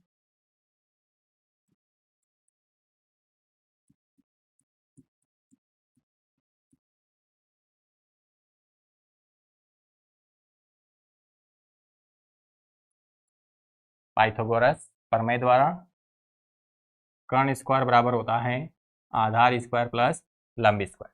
कर्ण का स्क्वायर मतलब 4 का स्क्वायर, आधार का स्क्वायर हमें ज्ञात करना है, और लंब का स्क्वायर मतलब 3 का स्क्वायर। तो ये हो गया अपने पास 16, ए का स्क्वायर 3 का स्क्वायर 9, तो 16 माइनस 9 बराबर आधार का स्क्वायर, यानी आधार स्क्वायर बराबर 16 माइनस 9 आ गया 7। तो जो आधार की वैल्यू है वो जाएगी अपने पास √7, यानी आधार की जगह हम लिख सकते हैं √7। तीनों भुजाएं पता चल गई है, तो यहाँ से हम cos ए और tan ए का मान आसानी से लिख सकते हैं। एक तो मान चाहिए हमें cos ए का, तो cos ए बराबर होता है आधार बटे कर्ण। आधार की वैल्यू क्या है, क्योंकि त्रिकोणमितीय अनुपात ए के सापेक्ष लिख रहे हैं तो ये लंब रहेगा ये आधार रहेगा, चेंज करने की जरूरत नहीं है। तो आधार का मान कितना हो जाएगा अपने पास, अंडर रूट का 7, और कर्ण की जगह आ जाएगा अपने पास 4। वैसे ही मैं tan a का मान चाहिए, तो tan a बराबर हो जाएगा लंब बटे आधार। तो लंब का मान है अपने पास 3 और आधार का मान है अपने पास अंडर रूट का 7। यानी यहाँ से हम त्रिकोणमितीय अनुपातों को आसानी से लिख सकते हैं, क्योंकि तीनों भुजा पता है, तो वहाँ से त्रिकोणमितीय अनुपात लिखने में कोई ज़्यादा समस्या होती नहीं। तो पहले हमने क्या किया, साइन ए बराबर 3/4 दिया था, तो साइन ए के त्रिकोणमितीय अनुपात लंब बटे कर्ण लिखे, यानी लंब की वैल्यू 3 है, कर्ण की वैल्यू 4 है। अगर 3 के और 4 के लिखते हैं तो भी सही है, और अगर मानते हैं कि 3 इकाई और 4 इकाई है तो भी चलेगा। तो हमने 3 और 4 लिखा, आधार की वैल्यू कैलकुलेट की तो आई अंडर रूट की 7। तो वहां पर हमने कौन से का त्रिकोणमितीय अनुपात आधार बटे कर्ण लिखा और tan a का लंब बटे आधार। भुजाओं के मान रखे तो अपने पास त्रिकोणमितीय अनुपात मिल गए, अंडर रूट 7 इकाई लिख सकते हैं। अगला सवाल है अपने पास कि 15 cot a बराबर 8 हो। 15 cot a बराबर क्या होने, 8 होंगे।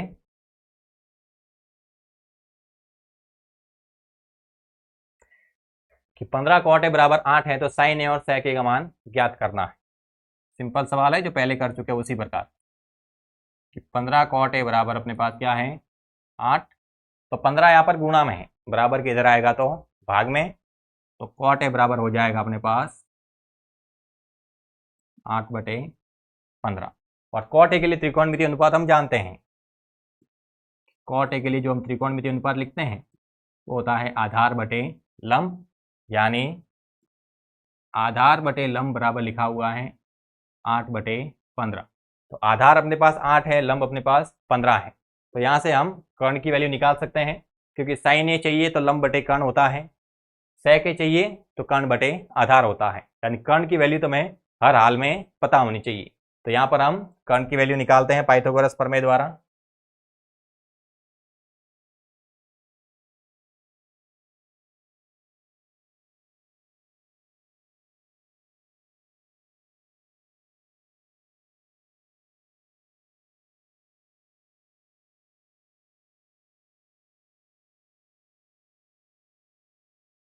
अगर हम कहें कि आधार का मान 8 है, लंब का मान 15 है, तो जो भी हमें मान निकालने हैं वो a के सापेक्ष दिए हुए हैं और a के सापेक्ष ही निकालने हैं। यानी इस वाले पॉइंट को अगर हम a लिखते हैं, यहाँ पर हम 90 का कोण बना देते हैं, यहाँ पर पॉइंट लिखते हैं c, तो इस a के सामने वाली भुजा है वो अपने पास हो जाएगी लंब, और ये वाली भुजा हो जाएगी आधार, और 90 के सामने जो पॉइंट होगा वो होगा अपने पास कर्ण। तो आधार का मान आ जाएगा अपने पास 8, लंब का मान आ जाएगा अपने पास 15। तो यहाँ पर कर्ण का मान ज्ञात कर सकते हैं।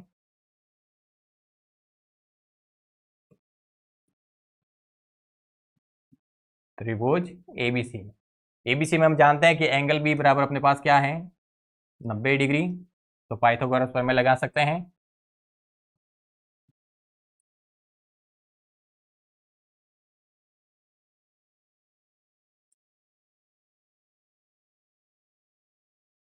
पाइथागोरस प्रमेय द्वारा कर्ण स्क्वायर बराबर आधार स्क्वायर प्लस लंब स्क्वायर।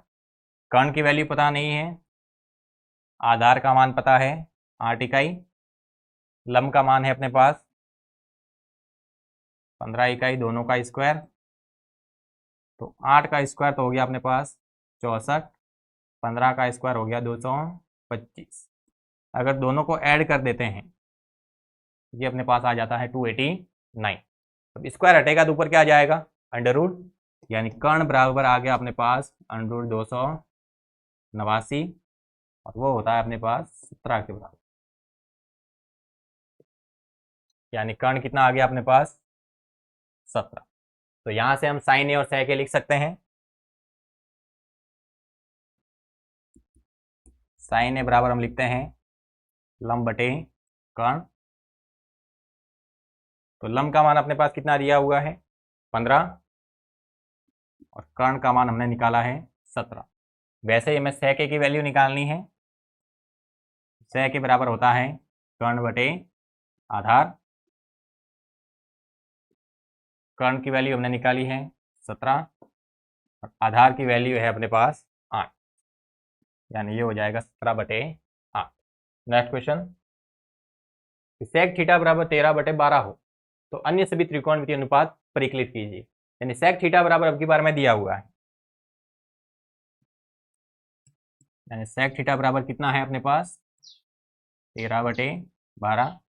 तो सेक थीटा के लिए जो त्रिकोणमितीय अनुपात हम लिखते हैं वो लिखते हैं कर्ण बटे आधार, यानी जो कर्ण बटे आधार है उसकी वैल्यू दी गई है 13/12, यानी कर्ण अपने पास 13 इकाई है, आधार 12 इकाई है। तो यहाँ से लंब निकाल सकते हैं, क्योंकि हमें टेन और कॉट भी अंदर निकालने हैं, तो लंब आधार पता होने चाहिए। कॉस भी निकालेंगे तो भी आधार चाहिए, कोसेक निकालेंगे तो अपने पास वैल्यू सारी की सारी पता होनी चाहिए। दो भुजाएं पता है, तीसरी भुजा पाइथागोरस प्रमेय के द्वारा निकालेंगे।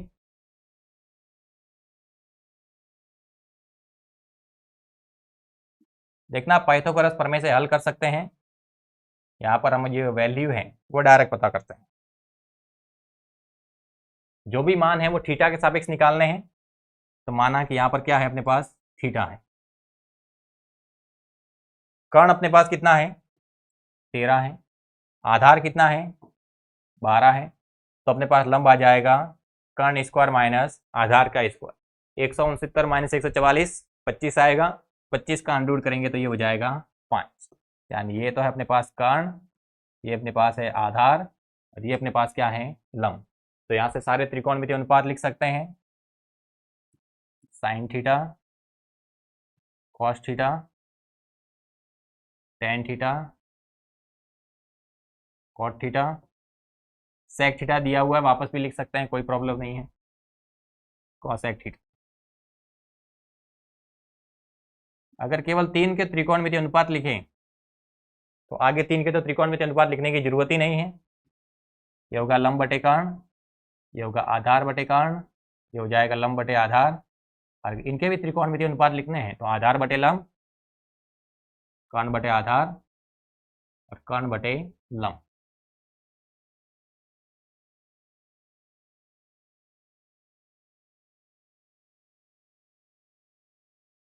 लंब का मान है अपने पास 5, कर्ण का मान है 13, आधार का मान है 12, कर्ण का मान है 13, लंब का मान है 5, आधार का मान है 12, फिर आधार का मान है 12, लंब का मान है 5, कर्ण का मान है 13, आधार का मान है 12, कर्ण का मान है 13 और लंब का मान है 5। तो ये 6 के 6 अपने पास त्रिकोणमितीय अनुपात आ गए हैं।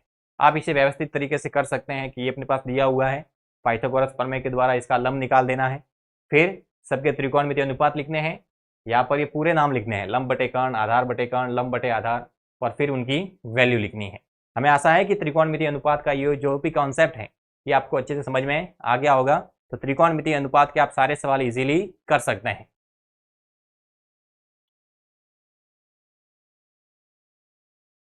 अगला देखना, ये सवाल जो हम ऑलरेडी इस प्रकार का सवाल एक हल कर चुके हैं।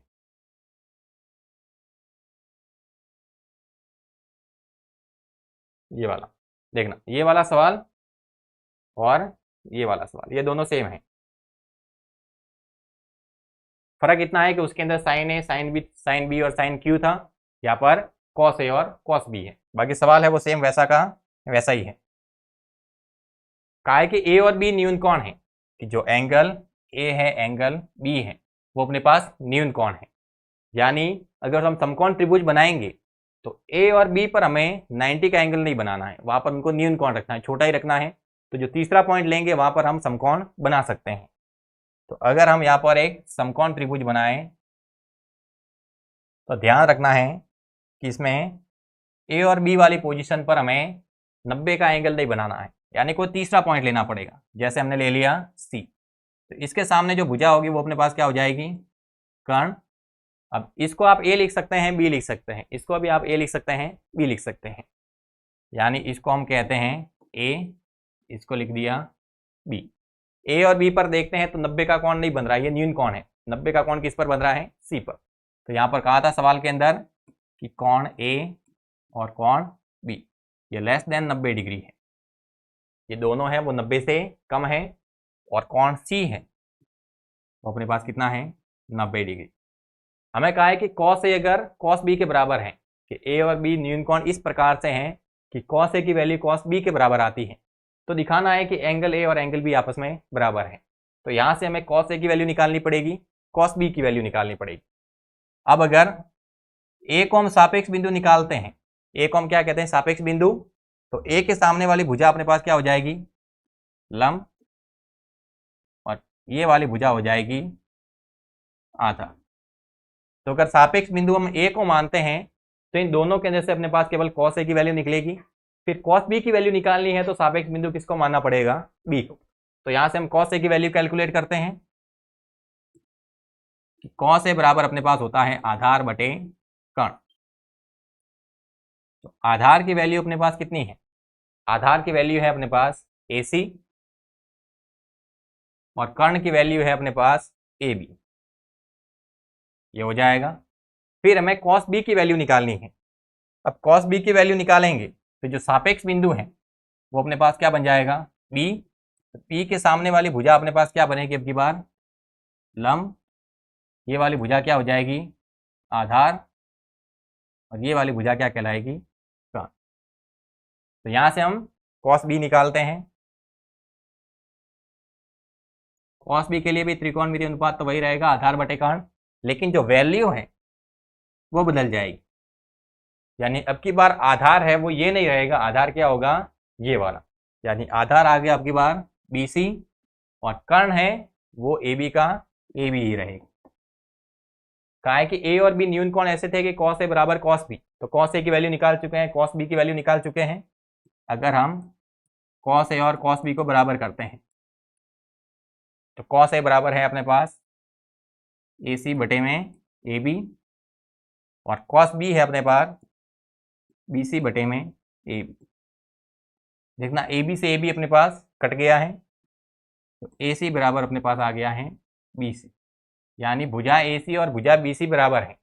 तो AC वाली भुजा ये, BC वाली भुजा ये, तो वापस वही त्रिभुज का गुणधर्म कि अगर भुजाएं समान हैं तो उनके सामने के कोण भी क्या होंगे बराबर। तो AC और BC बराबर हैं तो इनके सामने के कोण भी बराबर होंगे। तो AC के सामने एंगल है B और BC के सामने एंगल है A, यानी कोण A और कोण B आपस में क्या हो जाएंगे बराबर। कारण लिख सकते हैं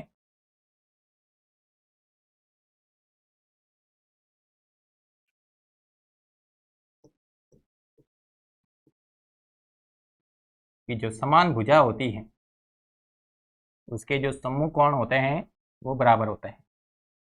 समान भुजा के सम्मुख कोण भी समान होते हैं।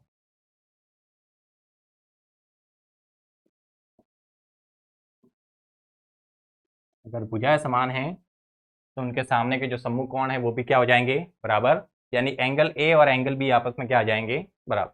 नेक्स्ट क्वेश्चन देखते हैं इसका।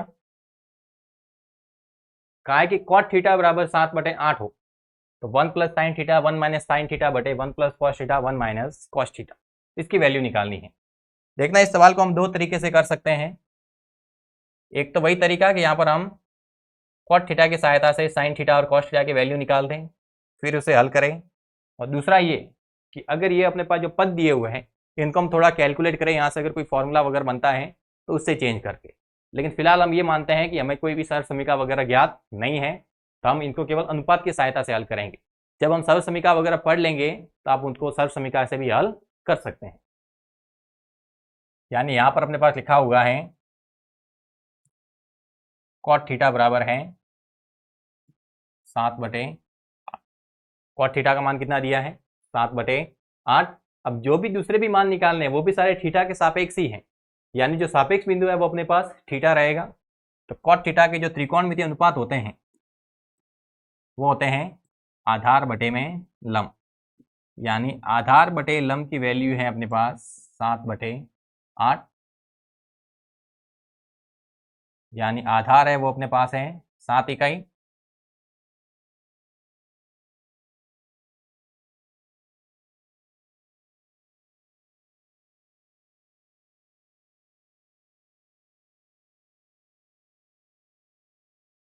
आधार अपने पास कितना है 7 इकाई है।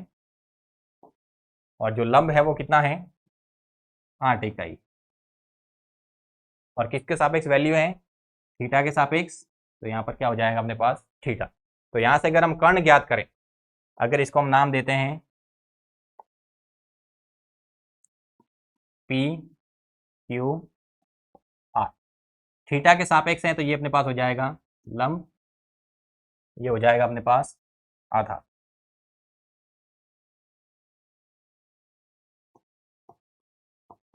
और ये अपने पास क्या है कर्ण, 90 के सामने तो कर्ण ही होता है, तो ये हो जाएगा अपने पास कर्ण। यानी अगर हम त्रिभुज पी क्यू आर में चर्चा करें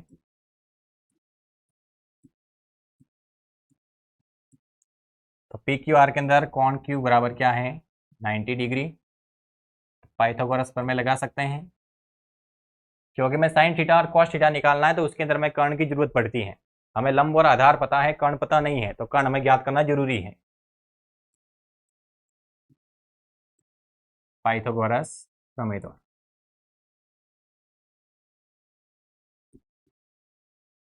पाइथागोरस प्रमेय लिखते हैं कर्ण स्क्वायर बराबर आधार स्क्वायर प्लस लंब स्क्वायर। आधार का स्क्वायर मतलब 7 का स्क्वायर, लंब का स्क्वायर मतलब 8 का स्क्वायर। तो 7 का स्क्वायर तो होता है 49, 8 का स्क्वायर होता है 64।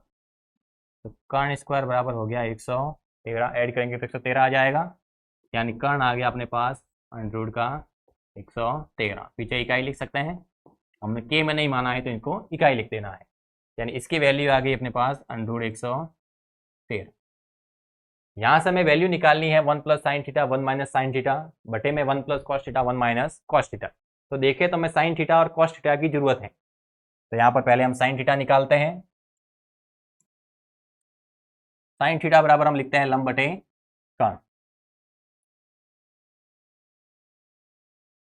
तो अगर हम यहाँ पर लंब का मान लिखें तो लंब अपने पास लिखा हुआ है 8 और कर्ण का मान है अंडर 113।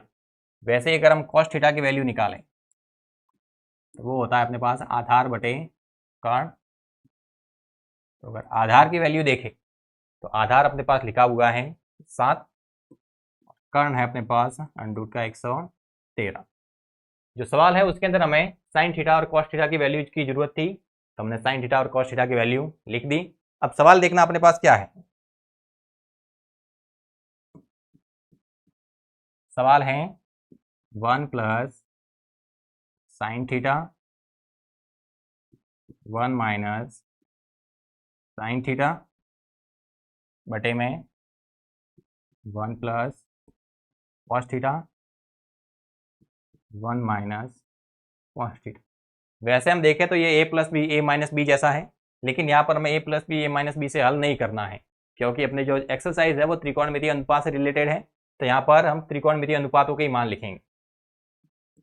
तो देखना 1 प्लस साइन थीटा, यानी ये हो जाएगा 1 प्लस साइन थीटा की वैल्यू कितनी है 8 बटे अंडर 113, 1 माइनस साइन थीटा यानी 1 माइनस 8 बटे अंडर 113 बटे में 1 plus cos theta, 1 plus cos theta की जगह आ जाएगा 7 बटे अंडर 113 और 1 माइनस कॉस थीटा यानी 1 माइनस 7 बटे अंडर 113।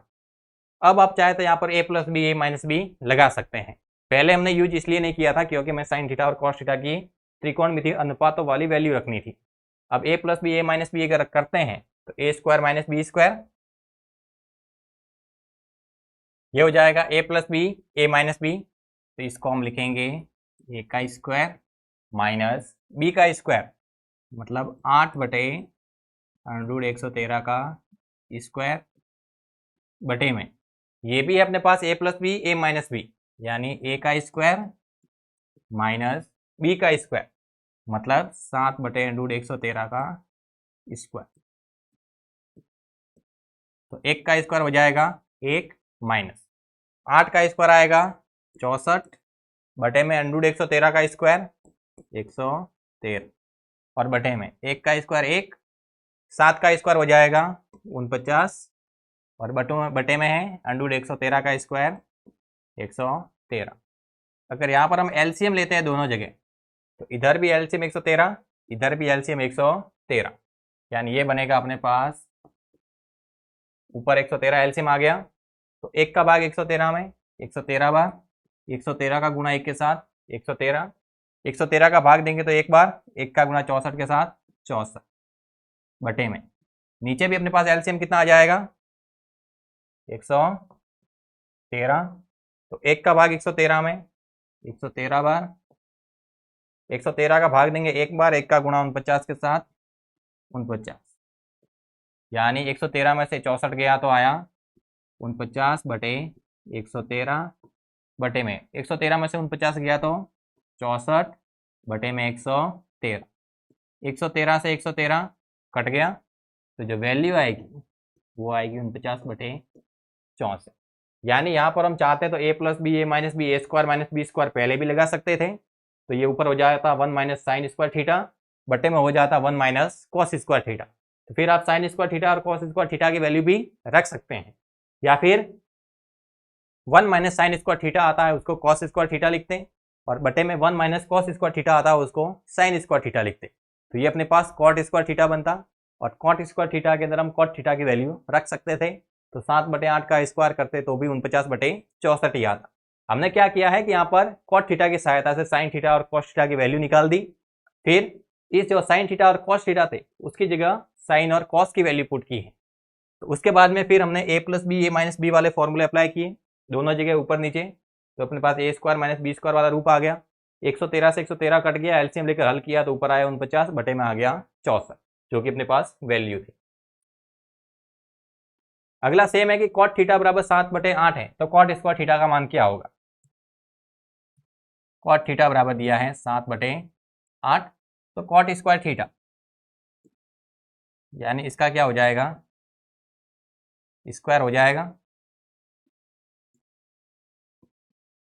तो 7 का स्क्वायर आया 49, 8 का स्क्वायर आ गया 64, यानी अगर हम पहले वाले को हल करते, इसको a plus B A minus B से फॉर्मूले के द्वारा हल करते और यहाँ पर त्रिकोणमिति की सर समीकरण लगाते, तो भी लास्ट में जाकर अपने पास कॉट स्क्वायर थीटा ही आता, यानी दोनों से जो वैल्यू आई है वो 49 बटे 64 है, यानी इस पूरे को हल करते हैं तो अपने पास कॉट स्क्वायर थीटा आता है।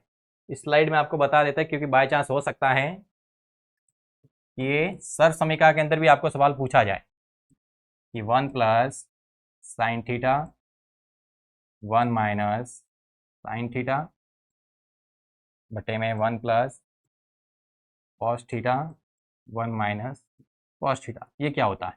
अगर a plus B A minus B के रूप में समझें तो a square minus B square यही बनेगा, नीचे भी a plus B A minus B, तो ये आएगा a स्क्वायर माइनस बी का स्क्वायर, एक का स्क्वायर एक और साइन थीटा का स्क्वायर साइन स्क्वायर थीटा, एक का स्क्वायर एक, कॉस थीटा का square cos square theta, 1 minus sine square theta cos square theta और 1 minus cos square theta sine square theta, तो इसको हम लिख सकते हैं कॉस थीटा बटे साइन थीटा का होल स्क्वायर, और कॉस थीटा बटे साइन थीटा कल हमने एक प्रॉपर्टी पढ़ी थी जिसके अंदर हमने इसको लिखा था कॉट थीटा, तो कॉट थीटा का स्क्वायर और वो हो जाएगा कॉट स्क्वायर थीटा, यानी इस पूरे को हल करते हैं तो भी अपने पास क्या आता है कॉट स्क्वायर थीटा, यानी इन दोनों के जो मान होंगे वो बराबर आएंगे, तो इसका भी मान 49 बटे 64 था,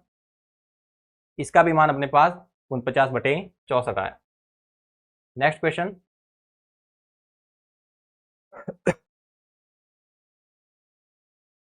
अगले सवाल में कहा है यदि 3 कॉट ए बराबर 4 है तो जांच कीजिए 1 माइनस टेन स्क्वायर ए बटे में 1 प्लस टेन स्क्वायर ए बराबर cos square A minus sine square ए, कुछ वैल्यू दी गई है अपने पास,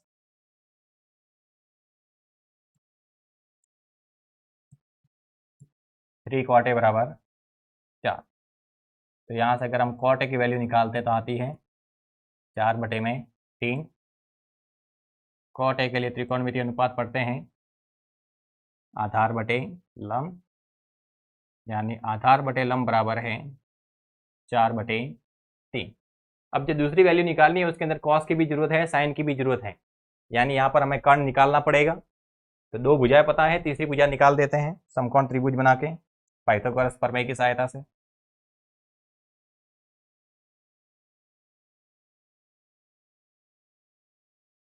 अगर इसको नाम देते हैं हम पी क्यू आर। तो सारी वैल्यू है वो किसके सापेक्ष निकालनी है, ए के सापेक्ष। तो ये वाला जो पॉइंट है इसको ए लिखते हैं, यानी इस त्रिभुज को हम ए बी सी बना देते हैं। ए के सापेक्ष सारी वैल्यू निकालनी है, इसको ए मानेंगे, इसको माना बी, इसको माना सी। अगर आप ए यहाँ पर लिखते हैं तो इसके सामने वाली भुजा ये लंब होगी, ये आधार हो जाएगा। और अगर इसको ए माना है तो इसके सामने वाली भुजा ये क्या हो जाएगी, लंब, ये हो जाएगा आधार। और 90 के सामने क्या होता है अपने पास, कर्ण, यानी ये वाली भुजा आ गई अपने पास कर्ण।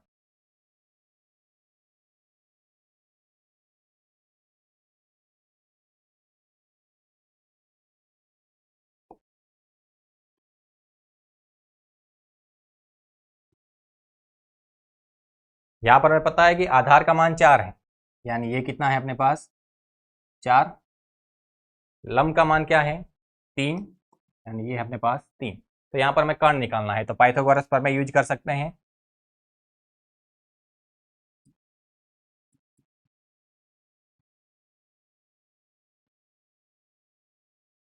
त्रिभुज एबीसी के अंदर बी बराबर 90 डिग्री है, तो पाइथागोरस प्रमेय द्वारा कर्ण स्क्वायर बराबर लिखते हैं आधार स्क्वायर प्लस लंब स्क्वायर। तो आधार का स्क्वायर, आधार है अपने पास 4, तो 4 का स्क्वायर क्या हो जाएगा 16। लंब का स्क्वायर मतलब 3 का स्क्वायर, ये होता है 9। तो कर्ण स्क्वायर बराबर हो गया 25, कर्ण बराबर आ गया रूट का 25, कर्ण बराबर आ जाएगा 5, यानी ये वाली भुजा है वो आ गई 5 इकाई। तीनों भुजाएं पता है, तो यहाँ से टेन थीटा निकाल सकते हैं, कॉस थीटा निकाल सकते हैं, साइन थीटा निकाल सकते हैं। और थीटा की जगह सब में ए है, यानी ए के सापेक्ष वैल्यू निकालनी है। तो ये जो मान हमने निकाले हैं वो ए के सापेक्ष ही है, तो यहाँ से आसानी से साइन ए, कॉस ए और टेन ए की वैल्यू हम निकाल सकते हैं। यहाँ पर पहले हम लिख देते हैं साइन ए क्या आ जाएगा, लंब बटे कर्ण। लंब का मान अपने पास क्या है 3, कर्ण का मान है अपने पास 5। फिर निकालते हैं कॉस ए, यानी आधार बटे कर्ण। तो आधार की जगह आ जाएगा 4, कर्ण की जगह आ जाएगा 5। वैसे ही हमें टेन ए की भी जरूरत है, तो टेन ए बराबर हो जाएगा लंब बटे आधार। तो लंब की जगह लिखेंगे हम 3, आधार की जगह आ जाएगा 4। अब सारी वैल्यू हमें यहाँ पर पुट करनी है, जो हमें प्रूव करना है इसके अंदर ये सारी की सारी वैल्यू हमें रखनी है।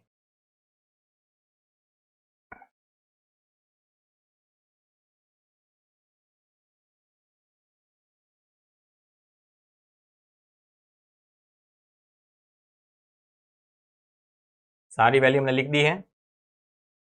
देखना अपने पास जो सवाल है वो है 1 माइनस टेन स्क्वायर ए बटे में 1 plus ten square.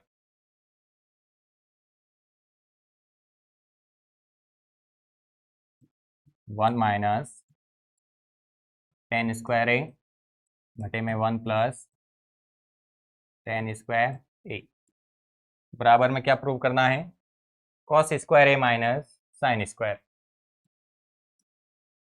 Cos square A minus sine square A, सभी की वैल्यू पता है तो सभी की वैल्यू रख देते हैं। 1 माइनस टेन स्क्वायर ए है, यानी टेन ए की वैल्यू पुट करनी है। तो टेन ए की वैल्यू हमने निकाली है 3/4, तो ये हो जाएगा 3/4 का स्क्वायर बटे में 1 प्लस 3/4 का स्क्वायर बराबर कॉस स्क्वायर ए मतलब कॉस ए का स्क्वायर। कॉस ए है 4/5, तो ये हो जाएगा 4/5 का स्क्वायर माइनस साइन स्क्वायर ए। तो साइन ए की वैल्यू है अपने पास 3/5, तो ये हो जाएगा 3/5 का स्क्वायर। 1 माइनस 3 का स्क्वायर 9, 4 का स्क्वायर 16 बटे में 1 का स्क्वायर, 1 का 1 प्लस 3 का स्क्वायर 9, 4 का स्क्वायर 16 बराबर 4/5 का स्क्वायर है, तो 4 का स्क्वायर तो हो गया 16, 5 का स्क्वायर हो गया 25 माइनस 3 का स्क्वायर हो गया 9, 5 का स्क्वायर हो गया 25। यहाँ पर अगर हम एलसीएम लेते हैं, ऊपर एलसीएम आ जाएगा अपने पास 16,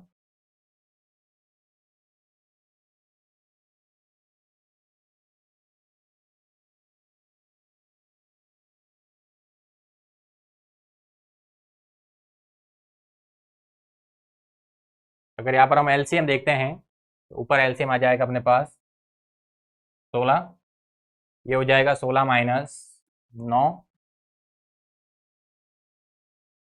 और बटे में भी एलसीएम आ जाएगा 16, वो हो जाएगा 16 प्लस 9 बराबर यहाँ पर भी एलसीएम आएगा 25, ये हो जाएगा 16 माइनस 9, ये 16 से 16 कट गया, 16 माइनस 9 आया अपने पास 7 और 16 प्लस 9 हो गया अपने पास 25। तो 16 माइनस 9 7, तो ये भी क्या आ गया 25। यानी यहाँ पर अपने पास जो LHS है वो RHS के बराबर आ रहा है। मतलब जो यहाँ पर हमें सत्यापित करना था वो हमारे सही साबित हो रहा है कि 1 माइनस 10 स्क्वायर है बटे में 1 प्लस 10 स्क्वायर है। इसको अगर हम कैलकुलेट करते हैं तो वो कॉस स्क्वायर है माइनस साइन स्क्वायर के बराबर आता है। वैल्यू पुट की सारी हमने, तो इधर भी अपने पास 7/25 मिला है, इधर भी 7/25 मिला है, यानी LHS और RHS आपस में बराबर आ रहे हैं। यानी ये जो बात लिखी हुई थी, जो अपने पास 1 माइनस 10 स्क्वायर है बटे में 1 प्लस 10 स्क्वायर है कॉस स्क्वायर है माइनस साइन स्क्वायर के बराबर लिखा था, वो सत्य होता है। कारण ये भी है, आप अपने नॉलेज के लिए याद रख सकते हैं कि 1 माइनस 10 स्क्वायर है बटे में 1 प्लस 10 स्क्वायर है, ये किसके बराबर आया, कॉस स्क्वायर है माइनस साइन स्क्वायर ए के, और ये जो दोनों हैं वो अपने पास कॉस 2a के फॉर्मूले हैं। यानी कॉस 2a को हम इस प्रकार से लिखते हैं 1 माइनस 10 स्क्वायर ए बटे में 1 प्लस 10 स्क्वायर ए, या फिर cos square A minus sine square ए, ये दोनों हैं वो कॉस 2a के अपने पास फॉर्मूले होते हैं। अगला सवाल नंबर 9,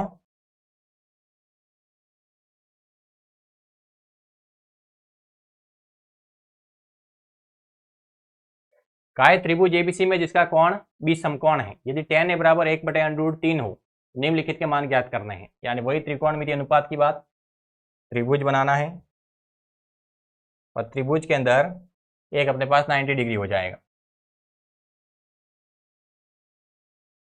2 या 3 सवाल अपने और रहे हैं, फिर अपने एक्सरसाइज खत्म होती है। अपने पास त्रिभुज एबीसी दिया हुआ है,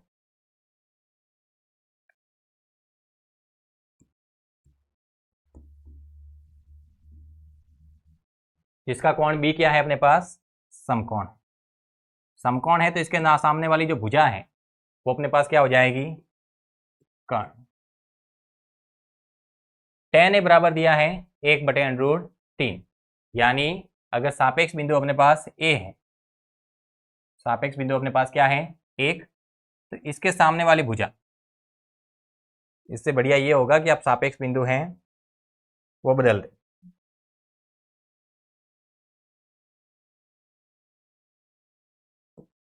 ये a माने, इसको क्या माने c, तो आपके लिए हल करना थोड़ा आसान होगा, वरना आपको वैल्यू है वो ऊपर से लिखनी पड़ेगी कि tan a बराबर 1/√3 दिया है, यानी जो अनुपात लिखे हैं वो a के सापेक्ष है, यानी इसके सामने वाली भुजा क्या हो जाएगी, लंब। अगर हम a को यहाँ पर रखते हैं तो ये वाला अपने पास लंब होता, ये आधार होता, फर्क इतना ही आता। तो ये लंब है, ये कर्ण है, ये अपने पास आ जाएगा आधा। काय tan a बराबर 1/√3, tan a बराबर क्या है 1/√3, और tan a के लिए जो अपने पास त्रिकोणमितीय अनुपात होते हैं वो होते हैं लंब बटे आधार, यानी जो लंब बटे आधार है वो लिखा है 1/√3, यानी लंब का मान हो गया है अपने पास 1 और आधार का मान हो गया है √3। तो यहाँ पर हम पाइथागोरस प्रमेय के द्वारा कर्ण निकाल सकते हैं। पाइथागोरस प्रमेय, कर्ण स्क्वायर बराबर होता है आधार स्क्वायर प्लस लंब स्क्वायर। तो कर्ण का स्क्वायर, आधार का स्क्वायर मतलब √3 का स्क्वायर, लंब का स्क्वायर मतलब 1 का स्क्वायर, √3 का स्क्वायर 3, 1 का स्क्वायर 1। तो कर्ण स्क्वायर बराबर आ गया 4। तो जो कर्ण है उसकी वैल्यू मिलेगी हमें 2। √4 क्या आ जाएगा, 2 आ जाएगा, यानी कर्ण आ गया अपने पास 2। तो निम्नलिखित के मान ज्ञात करने हैं, sign A cos C, cos A sign सी। यानी अगर हम सापेक्ष बिंदु ए मानते हैं तो यहाँ से साइन ए आएगा, कॉस ए आएगा। फिर अगर हम सापेक्ष बिंदु सी मानते हैं तो साइन सी आएगा, कॉस सी आएगा। तो ये चारों वैल्यू पहले तो मैं निकालनी है। पहले हम ए को सापेक्ष बिंदु मानते हैं और यहाँ से वैल्यू निकाल देते हैं साइन ए की, लंब बटे कर्ण। तो इसके सामने वाली भुजा लंब होगी, तो लंब का मान है 1 और कर्ण का मान कितना हो जाएगा 2।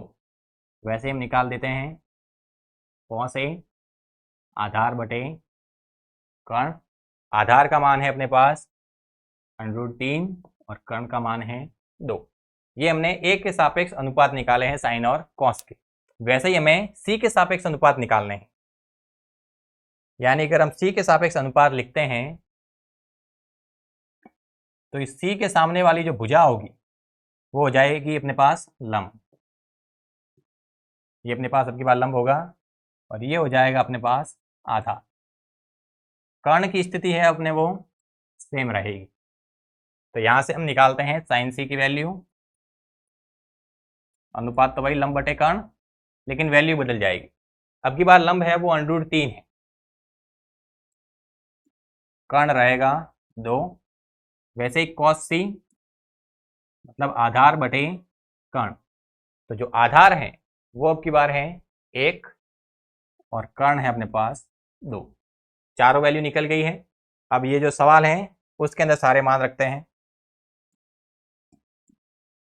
कहा गया है sign A cos C plus cos A sign सी। वैसे देखा जाए तो ये भी अपने पास क्लास 11 की दृष्टि से देखे तो एक फॉर्मूला है, लेकिन फिलहाल हम इस फॉर्मूले को जानते नहीं है तो केवल वैल्यू पुट करेंगे। साइन ए की जगह मान आ जाएगा अपने पास, साइन ए का मान है 1/2 गुणा कॉस सी की वैल्यू लिखनी है तो कॉस सी की वैल्यू है 1/2 प्लस कॉस ए की वैल्यू है √3/2 और कॉस सी की वैल्यू है अपने पास साइन सी की वैल्यू। साइन सी की वैल्यू है अपने पास √3/2। तो ये आएगा अपने पास 1/4, ये हो जाएगा 3/4 और ऐड करेंगे तो होगा 4/4। यानी वैल्यू कितनी आ गई अपने पास 1। यानी इस पूरे को हम कैलकुलेट करते हैं तो वैल्यू अपने पास 1 मिलती है। यानी साइन ए की जगह साइन ए की वैल्यू, कॉस सी की जगह कॉस सी की वैल्यू, कॉस ए की जगह कॉस ए की वैल्यू, साइन सी की जगह साइन सी की वैल्यू। ये चारों वैल्यू हम निकाल चुके थे। ये चारों वैल्यू हम यहाँ पर रखते हैं तो ये बनता है 1/4 और ये बन जाएगा √3 गुणा √3, 3/4। एलसीएम लेकर हल करेंगे तो दोनों के लिए आधार समान है तो 4 ही रहेगा, ऊपर वाली संख्या जुड़ जाएगी। तो हो गया 4/4, कितना आ गया 1। इसका जो नेक्स्ट क्वेश्चन है इसके अंदर कहा गया है cos A cos C minus sign A sign C.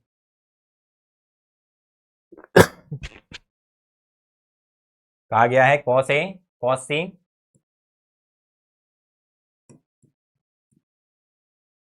Minus sign A sign सी। सारी वैल्यू हम निकाल चुके हैं। कॉस ए का मान हमने निकाला है √3/2।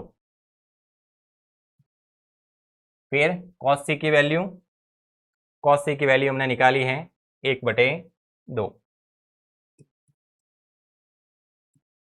माइनस साइन ए की वैल्यू, साइन ए की वैल्यू निकाली है 1/2 और साइन सी की वैल्यू निकाली है √3/2। गुणा करेंगे तो आएगा 3/,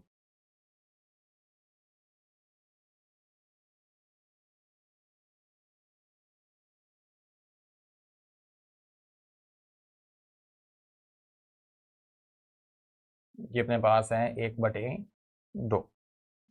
जो cos6 की वैल्यू है वो अपने पास कितनी लिखी हुई है, 1/2 लिखी हुई है, √2 नहीं है। तो ये हो जाएगा √3/4 माइनस ये भी हो जाएगा √3/4। घटाएंगे तो जो वैल्यू है वो कितनी आ जाएगी अपने पास, 0। चारों की वैल्यू पता थी, चारों की वैल्यू रखते हैं तो इधर भी √3/4 बनता है, इधर भी √3/4 बनता है। घटाएंगे तो वैल्यू कितनी आ जाएगी, 0। सवाल नंबर 10, जब दोनों भुजाएं दी होती है तो पाइथागोरस प्रमेय द्वारा हम तीसरी भुजा निकाल देते हैं। लेकिन अगर एक भुजा दी है, शेष दो भुजाओं के बीच में हमें कोई संबंध दिया होता है, तो जो दो भुजाओं का संबंध होता है वहां से हम एक भुजा को दूसरी भुजा के रूप में निकाल देते हैं, फिर वहां पर पाइथागोरस प्रमेय लगाते हैं और एक भुजा की वैल्यू निकाल लेते हैं। तो तीसरी भुजा की वैल्यू फिर हम कैलकुलेट करके पता कर लेते हैं। इस प्रकार का सवाल हमने किया था, जब एग्जाम्पल पढ़ रहे थे तो उसमें इस प्रकार का सवाल हमने हल किया था। अपने पास है ये एग्जाम्पल नंबर 5, जिसके अंदर एक भुजा दी हुई थी और दो भुजाओं के बीच में संबंध दिया था। तो वहां पर हमने दूसरी भुजा को एक भुजा के रूप में निकाला, फिर वहां पर पाइथागोरस प्रमेय द्वारा एक भुजा निकाल दी, फिर उस संबंध के अंदर वैल्यू रख के दूसरी भुजा भी निकाल दी। तीनों भुजाएं पता थी तो वहां से फिर हमने उनके अनुपात लिख दिए थे।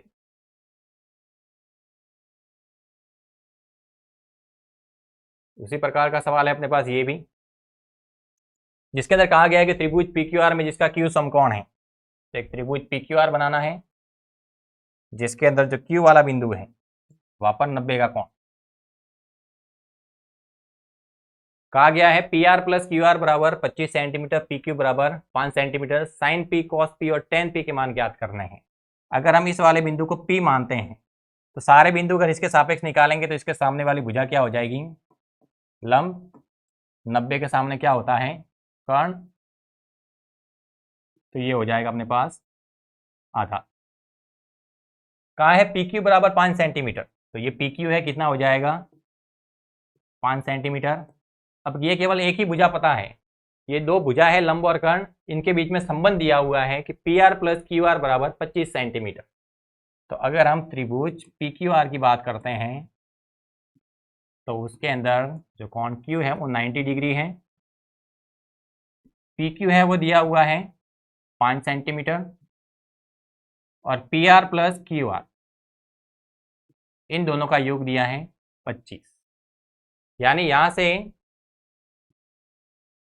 अगर मैं PR वाली भुजा को निकालना चाहूं तो QR को इधर भेजना पड़ेगा। तो PR बराबर हो जाएगा अपने पास 25 माइनस QR। यानी अपने पास ये PR वाली भुजा भी आ गई है। भुजा का कुछ मान तो नहीं मिला है लेकिन एक संबंध के रूप में लिख सकते हैं कि 25 माइनस QR। यानी अगर अपने पास QR की वैल्यू आ जाएगी तो 25 में से उसको घटाएंगे तो PR की वैल्यू भी मिल जाएगी। यानी एक भुजा अपने पास ये पता है, शेष दो भुजा निकालनी है, तो संबंध दिया हुआ था तो उस संबंध से हमने दूसरी भुजा भी लिख दी है। यानी हम कह सकते हैं कि अभी हमें ये दो भुजा पता है, तो अब हमें तीसरी भुजा निकालनी है, पाइथागोरस प्रमेय लगा सकते हैं।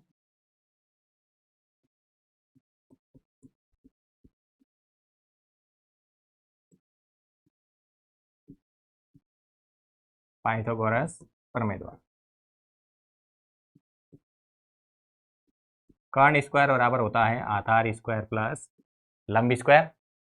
तो कर्ण का स्क्वायर, कर्ण है अपने पास PR, उसका स्क्वायर, आधार है अपने पास PQ, उसका स्क्वायर, लंब अपने पास है QR, तो QR का स्क्वायर। सबके मान रखें। PR का मान है अपने पास 25 माइनस QR, तो ये PR पूरा हट जाएगा और उसकी जगह आ जाएगा 25 माइनस QR, उसका होल स्क्वायर। PQ का मान दिया हुआ है 5, तो 5 का स्क्वायर। QR का मान दिया हुआ नहीं है तो ये ऐसे का ऐसे। इसको देखें तो ये A माइनस बी का होल स्क्वायर है, यानी A माइनस बी के होल स्क्वायर से खोलें तो A का स्क्वायर मतलब 25 का स्क्वायर, B का स्क्वायर मतलब QR का स्क्वायर, और -2AB मतलब माइनस 2 इंटू 25 इंटू QR, तो 25 इंटू 2 50 और पीछे आ जाएगा QR। 50 QR बराबर में क्या है, 5 का स्क्वायर मतलब 25 प्लस QR का स्क्वायर मतलब QR स्क्वायर। QR स्क्वायर से QR स्क्वायर कट गया, 25 का स्क्वायर आ गया 625 माइनस 50 क्यू आर बराबर 25। अगर ये माइनस का 50 क्यू आर हम इधर लेके आए और ये प्लस का 25 उधर लेके जाए तो ये हो जाएगा 625 माइनस 25 और बराबर में आ जाएगा 50 क्यू आर। घटाएंगे तो हो जाएगा 600, ये आ जाएगा 50 क्यू आर। यानी यहाँ से अगर हम क्यू आर की वैल्यू निकालें तो 50 ये गुणा में था, उधर जाएगा तो भाग में, तो ये हो जाएगा 600 बटे में 50। 0 से 0 गया, 5 से काटेंगे तो आ जाएगा अपने पास 12, यानी क्यू आर बराबर आ गया 12। भुजा सेंटीमीटर में थी तो सेंटीमीटर में कितनी आ गई 12। और पी आर की बात करें तो पी आर कब आता है, जब 25 में से क्यू आर घटाते हैं। तो अपने पास जो पी आर है वो आएगा 25 माइनस क्यू आर के द्वारा। 25 में से अगर क्यू आर घटाते हैं तो पी आर की वैल्यू आती है, और क्यू आर का मान हम निकाल चुके हैं, कितना आया है 12। तो ये पी आर बराबर हो जाएगा 25 माइनस 12, तो ये हो गया अपने पास 13 सेंटीमीटर। 12 घटा दिया तो 25 माइनस 12 कितना आ गया 13। अब हमें साइन पी, कॉस पी और टेन पी की वैल्यू निकालनी है। यानी यहाँ पर अगर इसी त्रिभुज के अंदर हम भुजाओं के मान वगैरह लिख देते हैं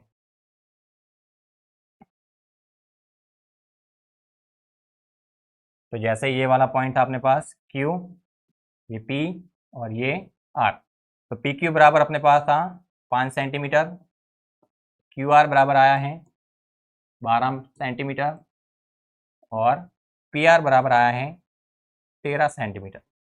तीनों भुजा पता है, तो यहाँ से हमें जो वैल्यू निकालनी है वो निकालनी है साइन पी की, कॉस पी की और टेन पी की। तीनों भुजाएं पता है तो निकाल सकते हैं।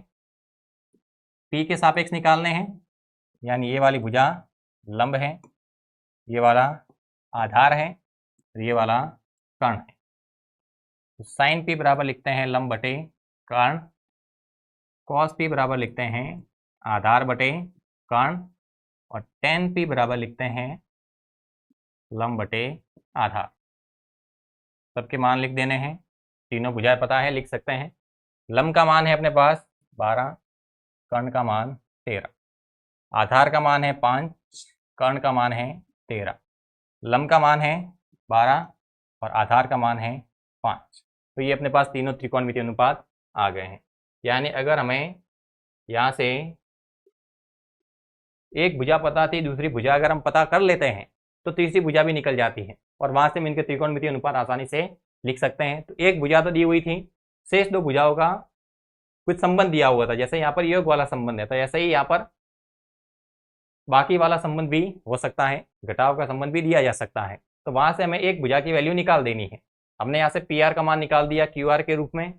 फिर जैसे ही क्यू आर के रूप में ये मान आता है तो हम समझते हैं कि पी आर की वैल्यू हमको पता चल गई है, यानी पी आर अपने को पता है, पी क्यू भी पता है, दो भुजा पता चल गई।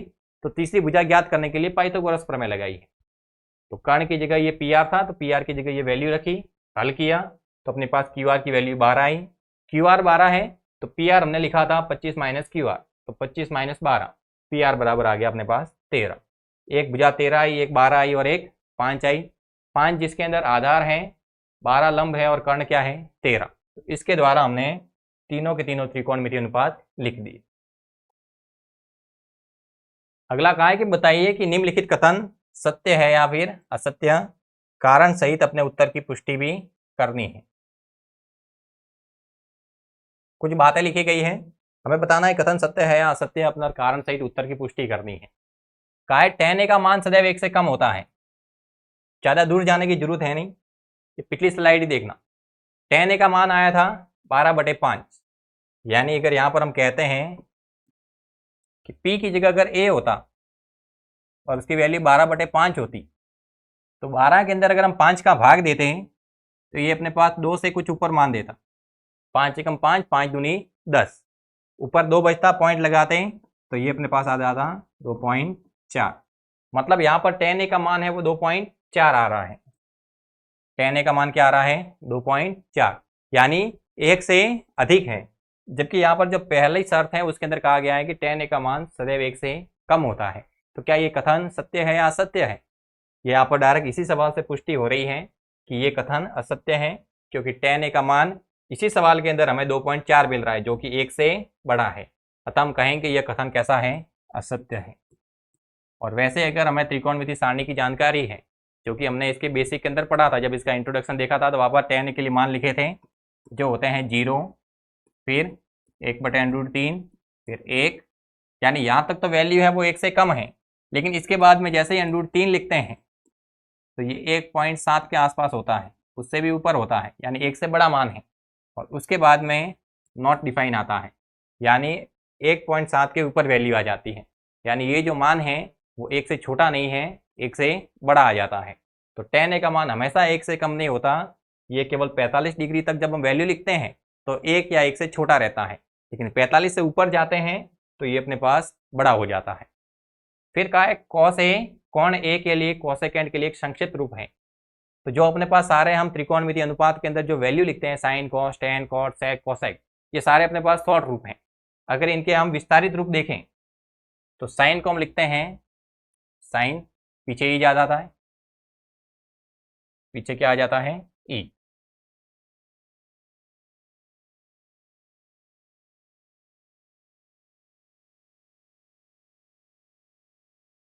कॉस के लिए लिखें तो वो होता है कोसाइन, टेन के लिए लिखें तो वो होता है अपने पास टेंजेंट, कॉट के लिए लिखें तो वो हो जाता है कोटेंजेंट, सेक के लिए लिखें तो वो होता है अपने पास सेकेंड, और कोसेक के लिए लिखें तो होता है कोसेकेंड।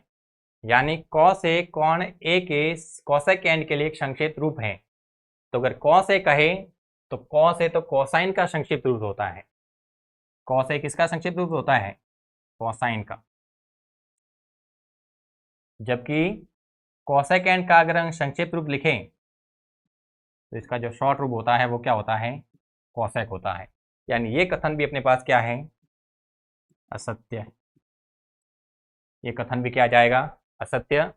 फिर कहा है कोण ए के किसी मान के लिए sec के बराबर 12/5। इन्होंने कहा है कि क्या sec ए का मान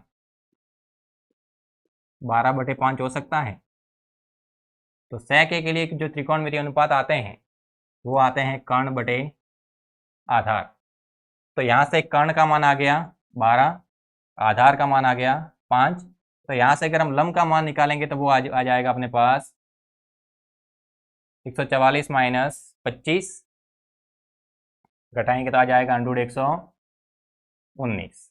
यानी ऐसी स्थिति संभव है, क्योंकि अगर इनके अंदर देखें तो जो सबसे बड़ी भुजा है वो कर्ण है। अपने पास ये ध्यान रखना है कि कर्ण कभी भी छोटा नहीं होना चाहिए। अगर कभी त्रिकोणमितीय अनुपात ऐसे आते हैं कि जिसके अंदर कर्ण है वो शेष दो भुजाओं से छोटा बन जाता है, तो वैसी स्थिति संभव नहीं होगी, बाकी कोई भी स्थिति चलेगी। जैसे यहाँ पर sec के बराबर लिखा है 12/5, तो sec के लिए त्रिकोणमितीय अनुपात लिखते हैं कर्ण बटे आधार। तो कर्ण का मान है 12, आधार है अपने पास 5, तो कर्ण है वो आधार से बड़ा है, यानी लंब निकालेंगे वो भी कर्ण से कैसा रहेगा, छोटा रहेगा। यानी कर्ण है वो तीनों में बड़ी भुजा है, तो यह स्थिति संभव है। यानी ये कथन कैसा है, सत्य है। यानी ये असत्य हो गया, ये असत्य हो गया, ये सत्य हो गया। फिर कहा है कॉट ए कॉट और ए का गुणनफल होता है। तो ये जो कॉट ए लिखा जाता है वो कॉट और ए का गुणनफल नहीं होता है, क्योंकि ये ए क्या होता है, ये बताता है कि हम किसके सापेक्ष त्रिकोणमितीय अनुपात लिख रहे हैं, इसका इसके साथ गुणा नहीं होता है। ये ध्यान रखना है कि जैसे यहाँ पर लिखा है कॉट थीटा, तो कॉट और थीटा का गुणनफल नहीं हो रहा है। लिखा है कॉट पी, तो कॉट और पी का गुणनफल नहीं होता है। पीछे हम जो वैल्यू लिखते हैं उसके सापेक्ष अपन त्रिकोणमितीय अनुपात लिखते हैं, तो वो उनके सापेक्ष स्थिति बताने के लिए कहा गया है। किसी भी कोण थीटा के लिए साइन थीटा बराबर 4/3, यानी ये वाली बात तो गलत हो गई। कहा साइन थीटा बराबर 4/3 होगा कि नहीं होगा। साइन थीटा के लिए हम लिखते हैं लंब बटे कर्ण। यहां पर देखते हैं तो जो कर्ण है वो अपने पास लंब से छोटा आ रहा है, तो ऐसा संभव नहीं है, क्योंकि त्रिभुज के अंदर हम देखते हैं, अगर समकोण त्रिभुज की बात करते हैं तो जो कर्ण है वो अपने पास सबसे बड़ी भुजा होती है। तो यहाँ पर पता चल रहा है कि जो कर्ण है वो लंब से छोटा है, ऐसा संभव नहीं हो सकता। यानी ये बात भी अपने पास क्या हो गई, गलत। यानी ये जो सारी बातें अपने पास लिखी हुई थी उसके अंदर अपने पास केवल ये तीसरी बात सही है, बाकी सारी की सारी बातें गलत है। tan a का मान सदैव 1 से कम नहीं होता है। √3 जब वैल्यू लिखते हैं tan साइड के लिए तो tan 45 के बाद में जो वैल्यू आती है 90 तक वो बड़ी आ जाती है। फिर cos a कोसेकेंड के लिए संक्षेप रूप नहीं है, cos a है वो कोसाइन का शॉर्ट रूप होता है, और कोसेकेंड का अगर शॉर्ट रूप लिखना है तो वो कोसेक होता है। फिर sec के बराबर 12/5 हो सकता है, क्योंकि कर्ण बटे आधार, कर्ण तो बड़ी भुजा होती है, आधार छोटा होता है, तो ये संभव है। फिर क्या है, cot a cot और a का गुणनफल होता है, तो ये इसका गुणनफल नहीं होता है, a है उसकी सापेक्ष स्थिति बताता है। फिर किसी भी कोण के लिए थीटा इस प्रकार है कि sin थीटा बराबर 4/3, तो ऐसा संभव नहीं है, क्योंकि sin थीटा बराबर 4/3 अगर होगा तो कर्ण है वो छोटा हो जाएगा, और समकोण त्रिभुज के अंदर जो कर्ण होता है वो सबसे बड़ी भुजा होती है। तो इसके साथ ही अपने जो एक्सरसाइज थी यहाँ पर कंप्लीट होती है। आज की इस क्लास के अंदर हमने आज अपने एक्सरसाइज 8.1 से रिलेटेड जो एग्जाम्पल थे वो तथा एक्सरसाइज 8.1 वो हमने पूरी कंप्लीट की है। हमें आशा है आप क्लास के एंड तक इसके साथ में जुड़े रहे होंगे, आपको ये क्लास पसंद आई होगी, आपने सारे सवाल अच्छे से समझे होंगे।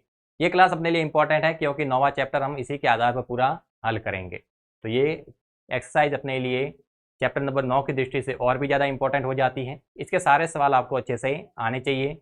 इसके जो एग्जाम्पल के सवाल हैं वो वाले सवाल अपने पास एक्सरसाइज के अंदर भी आए, सेम उसी प्रकार के सवाल, केवल जो डिजिट थी वो बदल गई थी, वैल्यू थी वो चेंज थी। तो ये जो अपने पास एग्जाम्पल और एक्सरसाइज के अंदर जो सेम क्वेश्चन आ रहे हैं वो अपने लिए बहुत इंपॉर्टेंट हो जा रहे हैं, अपने लिए वो एग्जाम के अंदर लगभग आएंगे। श्योरिटी है कि जो एग्जाम्पल और एक्सरसाइज के अंदर सेम क्वेश्चन बने हैं वो अपने पास बोर्ड एग्जाम के अंदर जरूर पूछे जाएंगे। तो वो सवाल हमें अच्छे से तैयार करने हैं। मिलते हैं अगली क्लास में 8.2 के साथ। तब तक के लिए धन्यवाद, टेक केयर। हमारे चैनल अरावली पाठशाला को अगर सब्सक्राइब नहीं किया तो तुरंत उसको सब्सक्राइब कीजिएगा, वीडियो को अधिक से अधिक लाइक कीजिएगा, अधिक से अधिक शेयर कीजिएगा। धन्यवाद, टेक केयर।